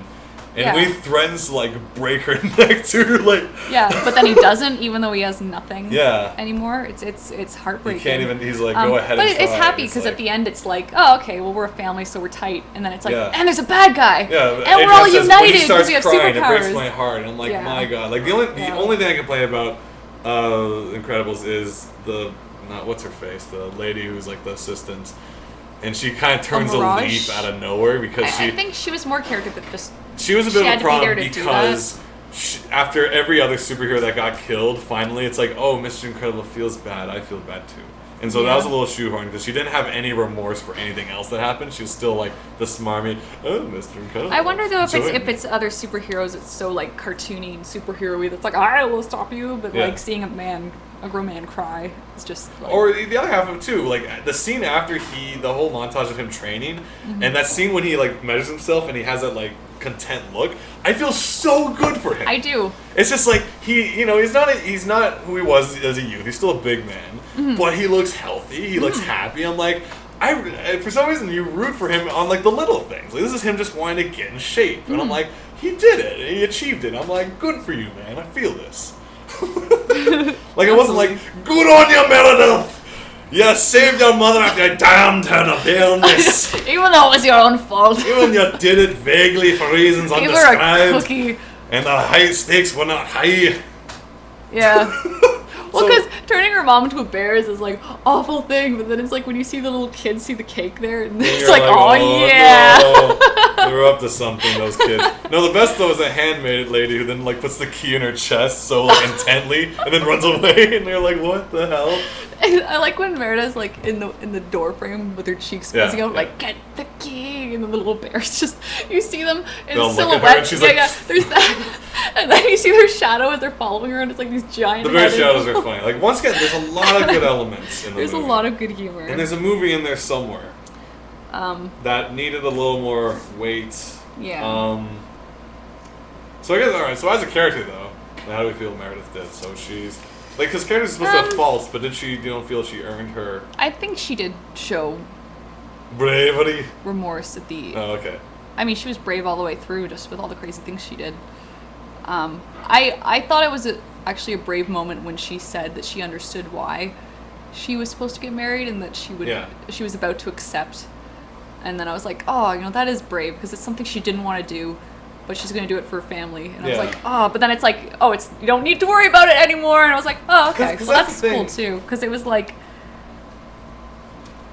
I mean, it would be weird, I think, at that point in the movie to like have to choose one of the dudes anyway to marry. So well, honestly, it wasn't even a that would be the surprising ending in the weird way if she had to choose. Because like, I felt that was in itself just like I know sacrifice. That maybe if she chose one of them and married them, that would be a poor message. Yeah, for, like, it definitely would. It definitely would. It would have been the surprising ending that she did something so oddly selfless. But I think for her mother's sake. She was going to do it. I think she was going to do it, and so that in itself was her like about to kind of give up a bit of herself, which we're just like, marriage is horrible. Because this is the modern progressive message is always like like even you go to Aladdin, it's like Jasmine, I want to marry someone for love, and then I'm sure the king, the friggin' sultan's tickled that a man with no money or land is gonna take over, gonna marry his and daughter no political and take ambitions, over. and He like, has no knowledge. does he know how to run a kingdom? He doesn't know how to do anything but steal apples and play with a monkey. But he's got like great teeth and a nice head of hair, and he has a carpet that flies now, and a genie. So that's like the modern fairy tale ending where we're like, yeah, for love and not because. But then like, do you even know how to run troops? Do you know anything about politics? And like half the guards are men you foiled. I mean, what if he takes over and it's like friggin' Game of Thrones and like Agrabah? It's just like all these different officials. Yeah, and then he's the bad king that has to, with the genie that needs to get taken out. Yeah, but so it's that kind of thing where it's like, you know. Like, so I don't think she should have. Yeah, but as a modern story, her being brought to that moment where she was gonna concede, and then her mother being like, "No, it's okay," I think works. Even though at the time I was like, "Oh, okay." Is it cool that her mother's now like footloose because her hair's down? Yeah, because braids means you're uptight. Like, let's ride horses and shoot arrows now, like, daughter. Oh, so now she became her big sister. Yeah, it's like, let's braid each other. It was called this movie Braid now, and braid each other's hair. Braid. Yeah. Now that we're friends. That being said, I mean, movies go through so many stages when they're getting made. Who knows I mean, this what the story started was. probably something completely different and got melded, Maybe and then this the was original something story satisfying. was the mom became a bear for good, and just like, well, I learned my lesson that day. Now you kids don't go to the witch and make me a bear. Yeah. But I mean, going the light route with it.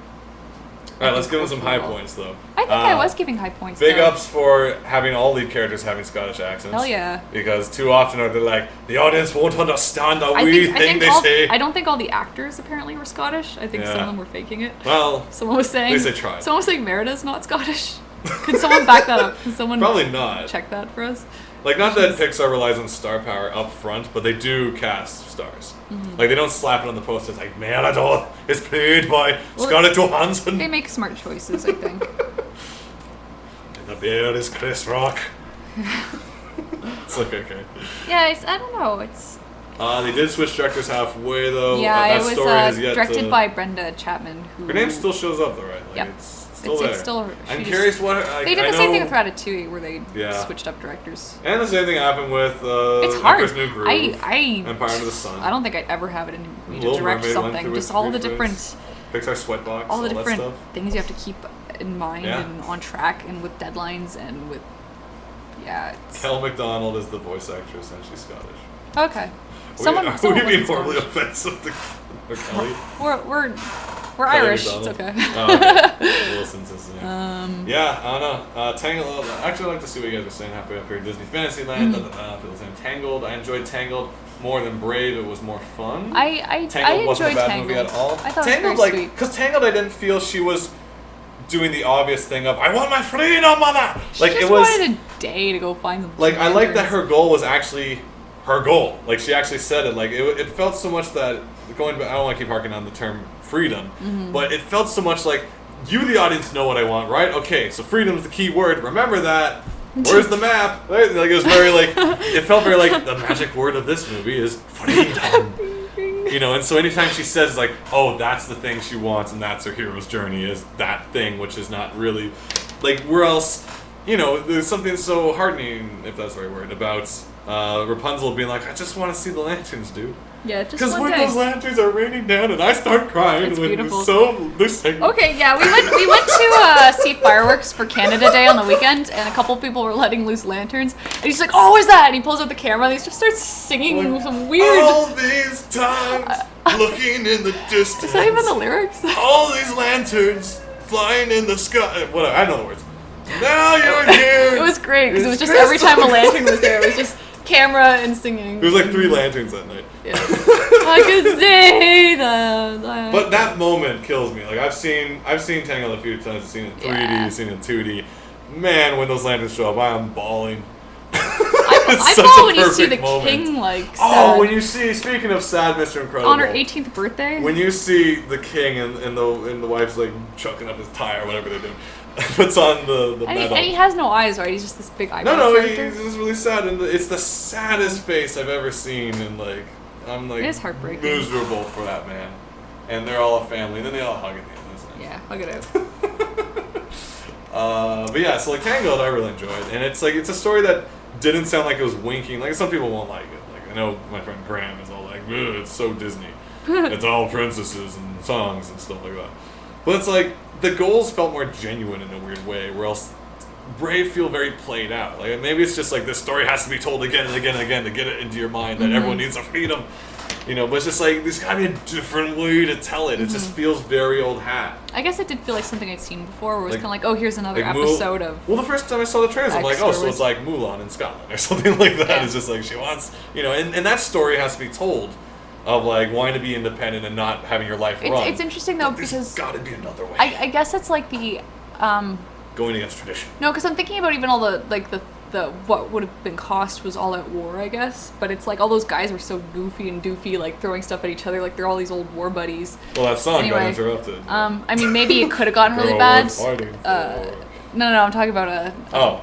a Brave. Yeah, it was all Where it's very like the wacky. cost is that if she doesn't marry one of these guys, the Scotland, their island is gonna We're no descend longer into friends. warfare. So, but I mean, that's not really so much the case because they're easily swayed, and Well, they're yeah, they're all that kind of speech proved that. they're all just kind of like a bunch of dummies, all the Yeah. guys in it. So it's kind of like her main aggressor, or no, sorry, what's the word? Her opponent, the antagonist in the story, is really the mother Oh, when it starts. to her, and then yeah. it's like they both see each other's point of view, and that's the journey they both Yeah. take. Where that's the major force. But because of that, it's kind of like, oh, was there really something that was dangerous, that there was going to be a cost all the way through? It was like well, your mother was the one who wanted to get you married, and she doesn't now, so Yeah. meh. I guess the other thing also is Yeah. like all these mother characters who want people to get married. It's like, what about them? It's like, why are they always so uptight? It's like I guess it was nice to see that she like when Well, she you had wanna her find a when good you match. when you got to see her side, because often that's one thing I appreciate actually when he says pretend I've met it, then like she Yeah. actually got her say. Like that's kind of nice because usually in these stories the mother character just magically learns in the end that to let her daughter have her freedom, but you never see her side of it. It's always just like she's got to marry and put the soup spoons in the right order, you know, whatever it is.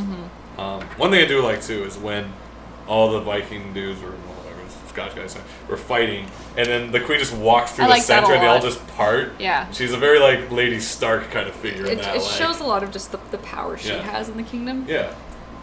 So I don't know. I almost think like they wouldn't even dare go to war against her if she chose not to marry off her daughter. like- You're like, oh, okay. And then She's like, I'll let those fire arrows fly in the night. They'll find your homes. You know, something like that. Something crazy. yeah. So I'd say I enjoyed it. It's not my favorite Yeah, Pixar, I enjoyed but it. I'm glad I went to see it. Yeah. And It was entertaining. It was I liked it. Interestingly enough, I didn't mind the 3D.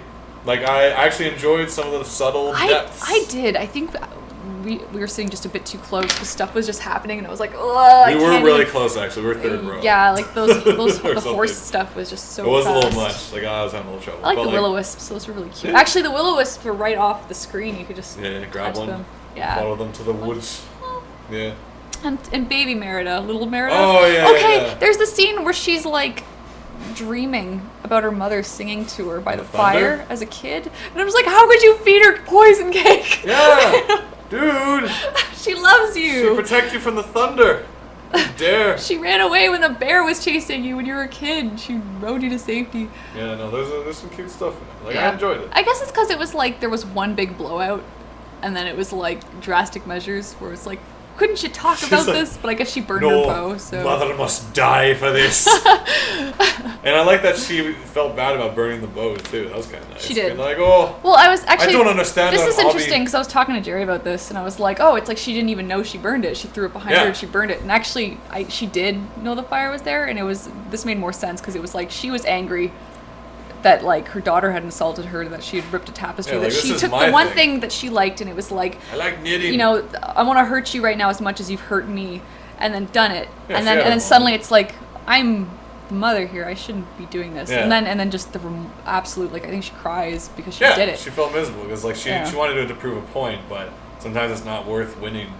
You know, it's like, at what cost to win, mother? Yeah. You know, it's interesting because there's and honestly, the mother was one of the more interesting characters. She, in that I think, movie, was. actually. Like, she went I through was the more most. interested with She her. went through the most change, and like maybe it was a Which little is much weird though, how much because change I thought got. she was a secondary character, and then that's why I think They I was didn't advertise her. thrown I thought when the bear was a second character. Yeah, but that's why I was thrown when she became the bear. I was like, Yeah. oh, we're going here. Like, I had no idea this is where the story was going. Yeah. So, interesting. I'm so happy they did a Celtic story. Yeah. Yep. Hope there's more, and Yeah, so check it out. Watch Brave. definitely check it out. Open It's mind. totally worth checking out. Animation, once again, Pixar's outdone themselves. Always, yeah. Sometimes I feel Meredith looks a little strange. She does I have thought- a big whoop. Yeah, she has this big, like, friggin' Arnold She's a head. lollipop. And sometimes her eyes are really glossy. Yeah. Like, they're just glittering. It's like...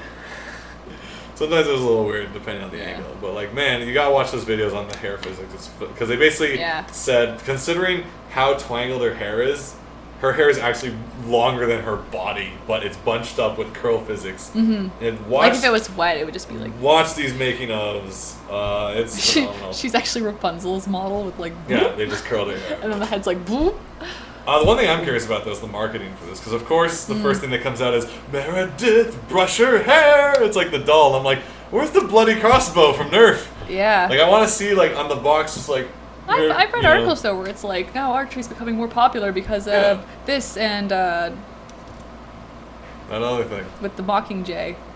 Come on. Oh, Game of Eating. No, Hunger I Games. keep saying Game of Eat Thrones. Stuff Yeah, your Hunger mouth. Games. Hunger Games. Yeah. Yeah, like, I figure, because we mentioned this briefly before, we talked about the whole video game tropes versus women, like, this whole thing's coming to a head about, like, the media, and, Sarah, I forgot her name, unfortunately, she has this series of videos called,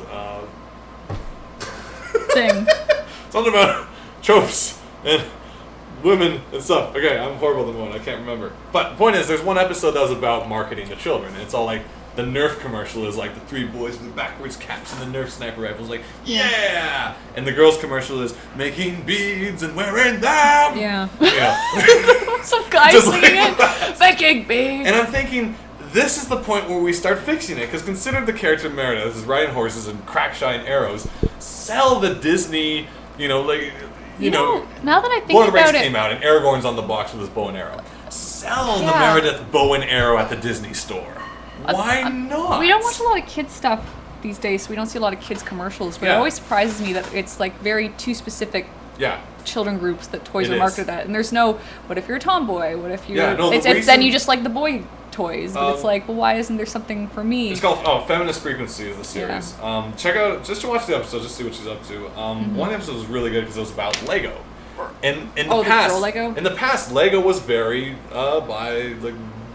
gender friendly. Everyone could do it. Like on the box was girl and boy, presumably brother, sister, or friends, whatever. They're both going. Well, yeah, Lego. because we'd get like the castle, and, and a castle isn't boy or girl. Yeah, it's like here's a castle. now the There's majority- a princess. There's a knight. Yeah, there's the ghosts. majority it's knights and whichever. princesses, and women Pirate have ship. giant red lipstick and stuff like that. So people have their problems with that. But the point was, even Lego in our day, like back in the early days, Lego's been around forever. Do you remember Pirate Island? We'll get it. Awesome. So in the early days, Lego was very build a house, Yeah. and here's a little person, ta-da, boys and girls can play. Then in our day, it was a little more thematic. Here's the knights and the castles and the swords and the birds. And then they sort of try to do this thing where it's like Paradise Islands I for had those, girls. yeah. But honestly, they're all the same bricks. There was just more pink. So the pirates would visit the Paradise Island and get ice cream. And it was fun forever. We would mix it up. I Then they did. go I to did. space. I did I don't enjoy think- having the Lego stables though. But then you'd show up with like the galactic ship. Yeah, we're like... and then the horse steals And the then spaceship I think there was and flies a away. horse like, that was like your main character. or yeah, like something. we had weird stories. We had like the parrots got swapped, and that was the plot. That was awesome. The pink parrot from the Paradise Island got swapped with the red parrot, and the pirates got sad. So that was like our stories of Lego. Because they're like, "Arr, what's with this fashion parrot?" He's all pink, and the other one's hanging out with a monkey in the pool. You know. So even though they started trying to, I don't want to say segregate. Paradise like, Island had separate. like the martini bar and stuff, and Yeah. that was friggin' awesome. And they had a waiter dude with a long mustache. Yeah, and it had little cupboards you could open. It was Yeah, so and then in good. the pool, all the pirates like Yeah. the pool. So Pirates even love even in our the pool. day, 90s, early 90s, when they tried to was sort so of make nice. it more for girls, it was still like everyone could play. Nowadays, it is so different. Well, Lego for boys is battle Legos and fighting, and Lego for girls is Wedding. we go to the bakery. we meet Christy on the way. What's up, girl? So this is what we're talking about, where marketing to children is so segregated between boy toy, girl toy. And I'm thinking, can we not bridge the gap with a product like Christine's going to the bakery, gets punched in the face. Battle and Trade? I mean, Then Christine puts on the Megazord. It's like, why not, though? Yeah, if she wants to. Because here's the thing. I think they should make commercials more absurd. Yeah. And then it's like people wouldn't feel like they had to be pushed into certain categories. Because the if commercials were just ludicrous with gender, like, just well, what because you my idea, wanted. not even to, like, push the boundaries like that. My idea is, like, you have the Ninja Turtles. Presumably, I know at some point, like, Donatello wore a chef hat and he made cupcakes. I don't know, something like that. Why not have that episode of Avengers when Hawkeye's like, who likes cupcakes? And they're like, alright, Hawkeye, we're going to kick that guy's ass, but your cupcakes are great. Ding, and they're all happy. Yeah. Then you can sell the toy where it's like, Easy Bake Oven for the boys, where it's like Hawkeye's cupcake set. Herein lies your problem, though, because you're not coming at it from a marketing, making money point of view. So it's like, that's excellent. You should do that, but they're gonna find it's not gonna make as much money. Okay, well that's the thing. Also, Easy Bake has to do Oven. it. You have an oven downstairs. Make a real cake. Because here's the thing. You're getting a light bulb. No, for not like even tiny that. Not even that. cookies. Because the Easy Bake Oven's great because you get the kid like it's for girls exclusively. So the girls get to make cookies. That's great. Yeah. Boys get creepy crawlers. What do you do with that? You eat them, right? You make it. No, it's a bug. You don't even get to eat it. But boy, they're gross. No, because all the commercials are like, you could scare your sister. And I'm like, hell yeah. I'm going to spend hours making this bug that I'm going to drop on the rug and get dog hair all over it. They do. They get so dirty. Dangle it over my sister while she's reading the Babysitter's Club. Yeah. And she's going to get that out of my way. Meanwhile, she's going to have the Easy Bake Oven and she makes cookies. And she gets to eat. And you can't have those cookies because you just tried to Boys' scare them with toys a are stupid. Good lord. Like, This looks like it should be a whole episode. Oh no, I've written an episode about this. I'm doing an episode for my show about stupid toys. I smell chicken downstairs. Because honest to God, practicality. I'm going to make that series where one of the characters is a baker. Yeah. He also puts on the power gloves and punches a dude when he needs to. But he goes home and goes like, you guys all deserve some croissant for that. Nice. And they're like, oh, puncher. And then kids would be like, watching. And get up and run to the kitchen. They're like, Mom, I want to make croissants. She's like, or Dad, whoever. I'm not judging. Mom or Dad is in the kitchen, or brother or sister. Let's make croissants. And then everyone makes croissants, and we all I feel like that win. gender gap is being changed, though, because, like, how many men do you know that are cooks and, like, chefs? And, like, you know, our dad was, like, the major... Jerry's making chicken. Jerry's making us dinner right now. I'm all for that. You want good food, you make your own food. Like, you know, it's ridiculous that a guy wouldn't know how to cook. Yeah. So it feels like, yeah, if there's any gender stereotyping, it's, like, for some reason it's aimed at kids. Big missed opportunity to be like, look, Hunger Games is great. You don't Girls know that love they don't shooting have arrows. bow toys, though. Let's sell the Meredith crossbow at the Disney store and say it's for even advertise. But can you imagine? We're going to wrap up soon. But can you imagine the Disney commercial for Meredith's crossbow? Oh, you're like, it's like a little girl in like a glen, and it's like there's something there, and she's got her like Nerf bow thing. I got chills hearing that. Yeah, and that will never exist right now. Yeah, because right now it's the two girls, and they're all the different races, so it's a nice bilingual commercial. And it's like Meredith's hair, we brush it so good, but it's curly. God damn it! And it's like they're all like, I'm taking her to not marry this guy, and it's like dun dun dun. But like, would it not be better if it was like shot like a Nerf ad, where it's like. You know, like, and little girl with the curly hair pulls back the hood, shoots bows, and then you have little girls watching this on TV being like, Mom, for Christmas, I want a crossbow. And she's like, are you sure? Easy Bake Oven? And she's like, you're just like Meredith, Mom! I want my freedom! I'd make you a barrel like that! Freedom, mother! And that could be in the commercial. Yeah. I would make that commercial. That would be good. I will change the world. I'm going to buy a crossbow for my kid. Fortunately, in Europe, they're not allowed to advertise to children, so they're problem solved. You're not allowed to advertise to children? No, under 6, I think. You're not allowed to make advertising for children. That's actually not bad. Yeah. But kids' commercials are hilarious. Those old, like, 70s ones and stuff. What, the swing one? With the thing on the head where it's... Basically, you sent me this commercial from, like, the 50s, and it's like, you know those hats that are little spinner propellers? But instead it's like it's dumber than that, somehow. So the kids swing their heads around, and they're swinging... It's called the swing wing. And they're like, swing, wing, and it's these kids just, like, purple face, just like, ah! I mean, it's black and white, and you not can't confirmed, tell. but many neck injuries happen in the 50s. The whole thing is you're swinging this thing around your head. And you know, kids won't just do it gently. They'll be like, TV never says it's a what? Yeah, you know exactly what we're talking about. Swing wing. Oh. He's upside down, like. It's only as good as Bubble Thing, which is the other worst commercial I ever saw. Bubble There's this Thing. kid who moves into town, and everyone hates him. But then he has the bubble thing, and this kid on this bike, like, hits the brakes and pulls up his glasses, like, what? That's Those hilarious. bubbles are so big! And then they're all friends with him. Dude, you make the biggest bubbles! High five! In real life, the kid just steals his bubble maker. The kid gets beat. Yeah, toys are terrible. Yeah. So this is what I'm thinking. New generation. We've got to, little girls love violence just as much as boys, I think. Because they did punch us. That's your message for kids. I didn't punch anybody. Don't trust little girls. You turn around. Yeah. Clock you. All right, dinner time. We got to eat some foods. So watch some good movies. Watch some animation. If you guys are in Toronto, Taffy is this Taffy weekend. is like The this Toronto weekend. the Toronto Animation First Arts year. Festival International. It's the first year. It's happening at the Tip Light Box. There's going to be lectures. There's going to be workshops. There's going to be screenings. John Kay is coming John up. Kay's in town. Someone else is too. Lots of people. Charlie Bonifacio, if you're Toronto folk and you know If you're him. He Toronto- animated on Mushu for Yep. Mulan. Yep. Oh, I think I knew the... No, I didn't. He works at my studio. Maybe. Lots of people are going to be there. It's a festival. It's going to be fun. Yeah. Check that out. Today's what? July 4th? It's Today's like the 4th. America Day. Yeah, Enjoy your freedom. Enjoy your freedom! Enjoy your freedom, Americans. you Meredith can't take was that for England. granted. Yeah, you can. You gotta appreciate that. So get out there, have some barbecue. We had our Canada Day. I hope you guys enjoyed that on the weekend. Yeah. We had like the trifecta. It was Canada Day, Pride, and soccer. Apparently. It was crazy. Football. Oh, it was nuts. You guys, let's just take a final look at this drawing before the camera Oh, freezes. sure. So this is final commission for Devin. Final commission for Devin. What's something up? sword magic-y. There you go. Boom. It's a witch with Very a sword. Nice. Seems very. It reminds me a bit of Guilty Gear. There's a character. Oh yeah, I'm thinking like a she's red redheaded, I mage think. now. She's called something, Cool.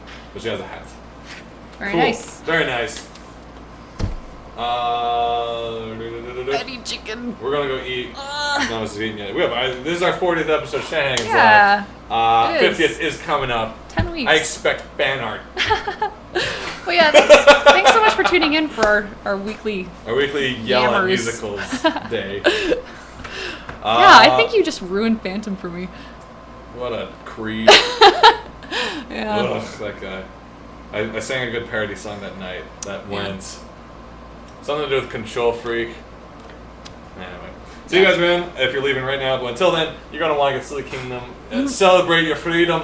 Yes, I've sent copies off to Trickster, so if you're going to Yep. San Diego Comic-Con next week, Trickster is the free IndieCon event, which is Yep. right next door. You don't have to Right pay to across the get in. tracks. No, it's not across the tracks anymore. Well, yeah. still is. They'll tell you where it is Near there, but Pico it's Theater. all indie books, animation artists, comic artists. Just cool. It was one of my favorite parts of last year. So unfortunately we can't go, but we're sending Silly Kingdom. In so our state. yeah. There we go. So go I say really hi to wanna it. Go to the zombie event too. If you I have know, 70 that bucks, one sounds run around. awesome. Silly Kingdom is the book. It is the book. There's no more books. I hear. Like, look, I don't see any books. Yeah, Silly Kingdom. we're down to we don't have very many left. No, there's no more books ever. There's no books exist. Oh, no except books for are being this. made anymore. This is the only book that exists right now. Like, I'm looking around this room. There's no books. Like, people are saying, "Oh, you should read 50 Shades of Grey." I'm like, that doesn't exist no more. Who's like, oh, you're recommending right. that to you? I better read Silly Kingdom instead. Better than 50 Shades of Grey in every way. Check it out at SillyKingdom.com. It's going to take you over to the blog. You see latest fan art, which is always great. We always appreciate it. We always post it because we love you guys. You see the latest con events we've went to. If you are like, man, paper is so uncool, and you're like, I like digits and ones and zeros, Yep. you can download the digital PDF for $4. You can send it to your American friends today to celebrate their freedom with the finest comic they can ever read about freeing dumbs. And the thing about this is you also want this. Cautionary tales and fairy tales you want to go to. CFFT. Big Cartel. It's got a short story by us, which doesn't Short exist stories. anywhere but in here. You want a girl who wants the freedom? Well, you want to read about Tatterhood. She's as free as they come and go. And she rides a goat with a spoon. So Tatterhood, the next big story. Greatest thing ever. Check out this book, Cautionary tales and fairy tales. You're going to want to get it from the Big Cartel websites. Good fun. Lots of artists, writers, dark stories. Excellence. Funny stories. All kinds of stories. Shaggy, will you read 50 Shades of Grey Oh my if I buy it gosh. for you? Wait, buy what for me though? 50 Shades of Grey. Only one chapter, and make sure it's the juiciest. I know you've read it all, so you can tell me which one I should read. And I can do them in different voices. If you want Edward reading it from Twilight, I can do that. Things are getting sexy. This. We are on Facebook now, so find us at Shanahanigans on Facebook. That's where we will be. We have a new YouTube channel where we're going to be uploading any of our new travel videos of Shanahanigan travel shows. So I just uploaded the Chicago I haven't seen that Comic-Con. one yet. It's good to see. Look up Shanahanigans Live on YouTube. We have all our back episodes because we're running out of space on YouTube, so I'm backing them all up there. You can see all our old episodes there. Ad free! Oh my gosh! It's like no one wants your money. No more annoying loud ads shooting at you anymore. Episodes are going to be there. Follow our Twitter, of course, Shaggy Shan. Katie Shy. YouTube. Look up Shaggy Shan on YouTube. We're everywhere. Oh my gosh. Yeah, we want you guys to trip over us. We're everywhere. But the Facebook is probably one of the better places to go these days because we'll tell you everything we're doing from there. So be sure to like it. Because if you all like it, it looks like we're something worth liking. And everyone's like, we should like that because they'll look at it. Gotta get on it for the peer pressure. Yeah. So do that. Hell, alright, how about this? How many likes do we have right now? I think we have like 17? So we 27. gotta fix that. If we reach 100 likes, I hate making promises, but I'll do one chapter. If we reach 100 do likes, what? By when? And Orange Fruit buys a book. Those are the two conditions that have to be met. Two achievements. Chapter of 50 Shades of Grey. Oh, what? Orange Fruit gets to pick it though. There you go. Set it right now. So tell your friends. Look up Shanahanigans. SHANAHANIGANS. Believe it.